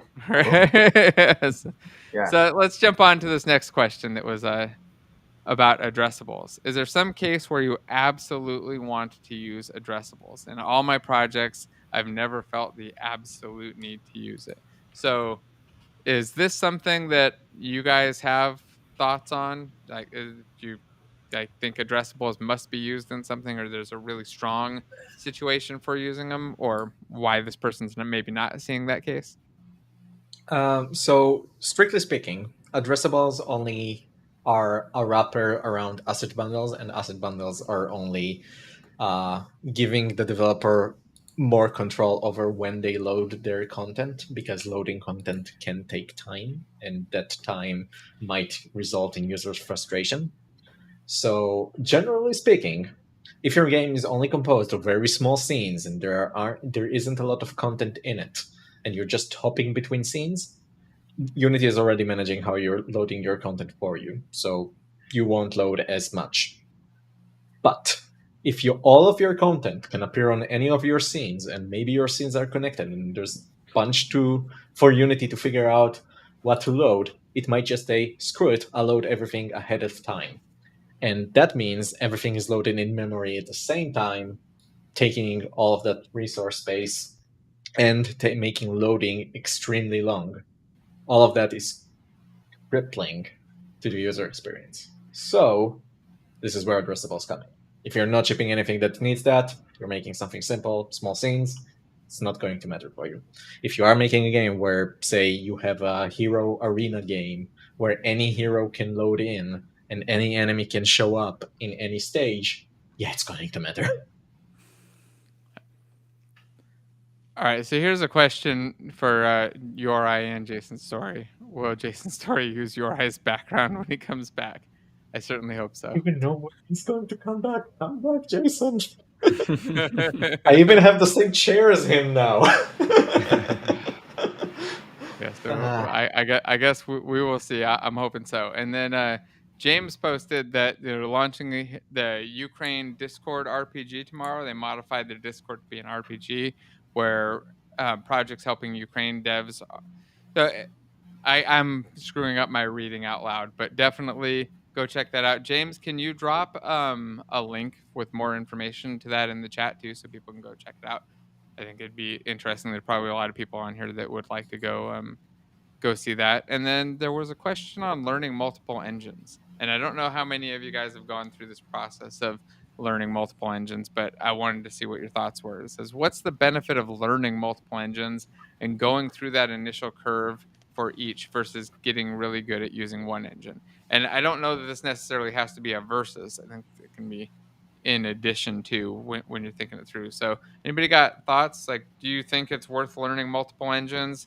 Is there a benefit? What would that benefit be? Or should they just stick to one thing and never learn anything else? What do you guys think? Generally speaking, my own opinion goes that as you're learning more stuff, you're collecting the best ways of each of them. And then you can apply the knowledge that you've gained from each of them. Because engines vary wildly. There are some things that you can't do at all in certain engines and you can do in others. But there are things that are done in both. And each one of them handles the solution a bit differently, maybe way more preferable in one way versus the other. So as you're trying them, you're getting to first literally collect the best ways to figure out how you want to work on your stuff. And secondly, you get the ability to join conversations about it and learn more outside as the new technology for those engines come. So that's my own opinion there. What about the rest of you guys? Thoughts? I think it's very unique to your own use case here. Like, deep diving and getting an expert in one engine seems valuable if that's where the jobs are, and or that's where your goal is. If maybe jobs aren't your goal, but I personally wish I knew more about Unreal. It gives me a headache every time I load it up, and without having more time in my life, there's no way I'm going to learn enough about that to be like basically competent. But I think it gives you more opportunity if you know a little bit about more engines, and then have the ability to learn and become an expert if that opportunity arises for whatever it is that you're doing. Right. Yeah, I think that like ability to kind of learn things quickly, just kind of by exposing yourself to multiple engines and kind of familiarizing yourself with the new technology. That's definitely something that's helpful, because you never know, if you get a new job or a project, what types of new tool sets they might have you working with. So, definitely good to check out multiple engines. Also see what other options are available. See what features you may be missing out on, or if there's any kind of equivalent in your own engine that you didn't really know about yet. So yeah, I definitely think that's beneficial too. Dave, you only ever used Unity, right? No other engines? Nothing else? I know you've worked in a bunch of stuff, custom engines and all kinds of the old stuff. Like, so what are your thoughts on this? Do you think people should learn, like, if they're, I guess I want to hear your general thoughts, but I also want to know, like, do you think that Unity developers should take a break, a pause, and go learn some Unreal or some Godot or something else? I guess just add that into your answer. Everybody should make an engine in BASIC and just get on with the last. Your volume. Make your own engine. Yeah. Really bringing home that point. Yeah, really loud, did it? Okay, fair enough. I thought it was amazing. Yeah. I don't know what happened there. Yeah, so how's that? Is that better? Yeah. Yeah, okay. I don't know why that went really loud. People have already mentioned it. What's your goal? Whenever approaching anything, learning anything new, think about a goal. Where do you want to reach in that engine as well? How good do you want to be when you get into it? Like, you could spend ages learning every single engine out there and really digging in. But are you just trying to work out which engine you prefer? Are you trying to see off of what you already know from a language or a art style or whatever, which engine will work best for you? Put a goal milestone in there and then aim to fulfill that. If it means going out and trying Godot and Unity and Unreal and all the rest, then fair enough. But if you're going for one particular job, what does that company use? If you're interested in particular games that actually get created, is there an engine that suits those games a little bit better? Do some research, set milestones, set a goal to actually achieve in that, and then go out to do that. If your goal is simply, I just want to create this game idea I have, you don't need to try every engine to do that. You could look and see which engine people recommend to do that particular game type or whatever, and go with that. But I mean, you could just open up Unity and build a very simple puzzle game if that's what your goal is. There's no need to go and try every engine. You can just get into one and get that achieved faster. Yeah, agree in general. I've used quite a few engines, custom ones, Unreal, Unity, some other things that I didn't talk about. And then in my experience, I generally will build everything in Unity, but I think that it's important that people go through and get a little bit familiar with other editors. Not to the point where they can build a game and be competent, but at least get familiar with the editor, be able to open it, compile a sample project, and get through there. Maybe spend a day with it. Don't devote a whole lot of your time and think that you need to switch and really understand it deep, because it's probably going to be more of a distraction and a little bit of confusion, especially if you're early on. If you're switching engines a lot when you're early into your game development career, it can be really confusing trying to remember, like, how does it work in this engine versus that engine? Oh, this thing worked here and doesn't work there, so that means this engine sucks or whatever, because this one method wasn't available. So I would say don't do it too early on, but definitely when you're at the point where you're applying for jobs, make sure that you're working with the engines that you're applying for, and check that out. And I wanted to pop up this comment Ian made about the Tilt 5 glasses. Apparently their projectors are 2 in each pair of glasses that are 1280 by 720. So you're getting 1280 by 1440. I would say it looked really high res on those Tilt 5 glasses. So I definitely I was really impressed. They looked a lot better than I expected. So if you're kind of on the fence about it, I am definitely on board and going to be trying to get a hold of a pair soon. It doesn't. You don't need to be in like a super dark room to use it or anything. We were on the show floor and they had all the lights and everything going, and it still looked like pretty good high fidelity. Yeah, it looked great. So that said, Dave just gave me the link to his video, the brand new one that just dropped, and I put that in chat. And I think it's probably a good time to start wrapping things up. Does anybody have any final things you want to talk about, share, or make sure that everybody knows before we wrap up the stream for the week? Lots of stuff. Andrew's got something. Don't forget the sale. There's a sale. There's always a sale now, though, isn't there? But this is the flashback sale with the crazy-eyed horse. Yeah, with the crazy-eyed horse.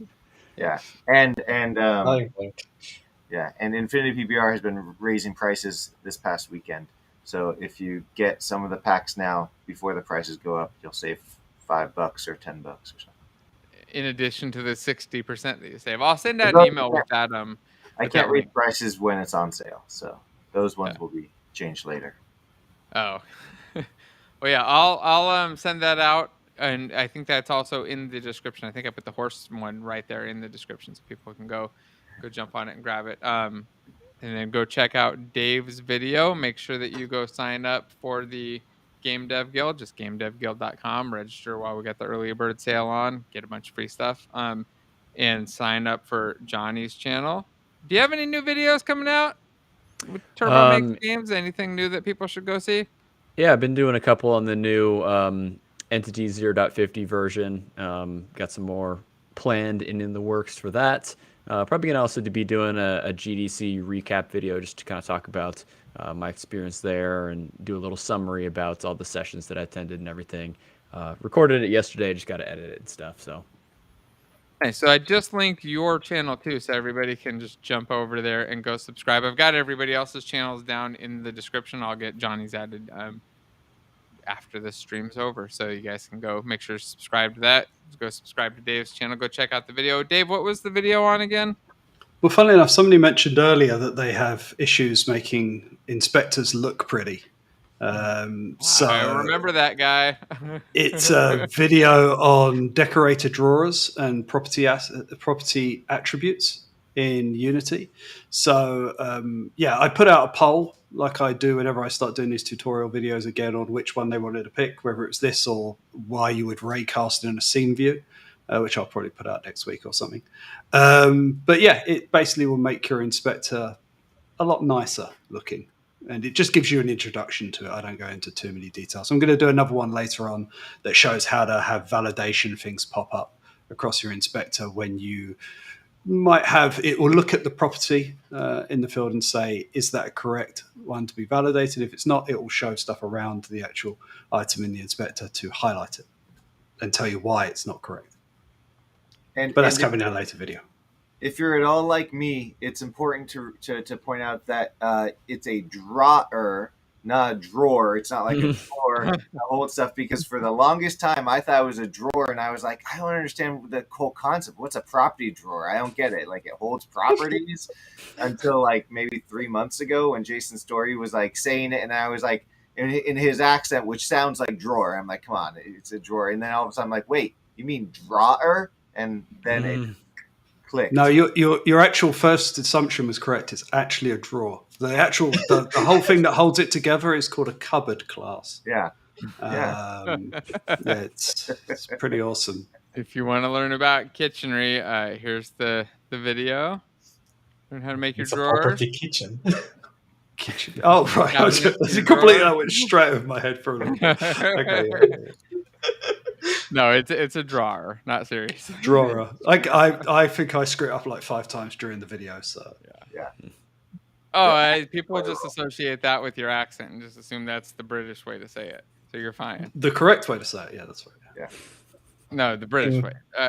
You say British, right. Actually, in Terraria, we have a tile that is a drawer that you can actually use to put things in. But we have a thing called a tile drawer, which draws tiles on the game map. You see, And now You got a drawer. now we have tile entities, which are tiles that have purpose within the scene, more than just basic information. So when you have things that extend the tile entity, and then you have a tile drawer, people get confused.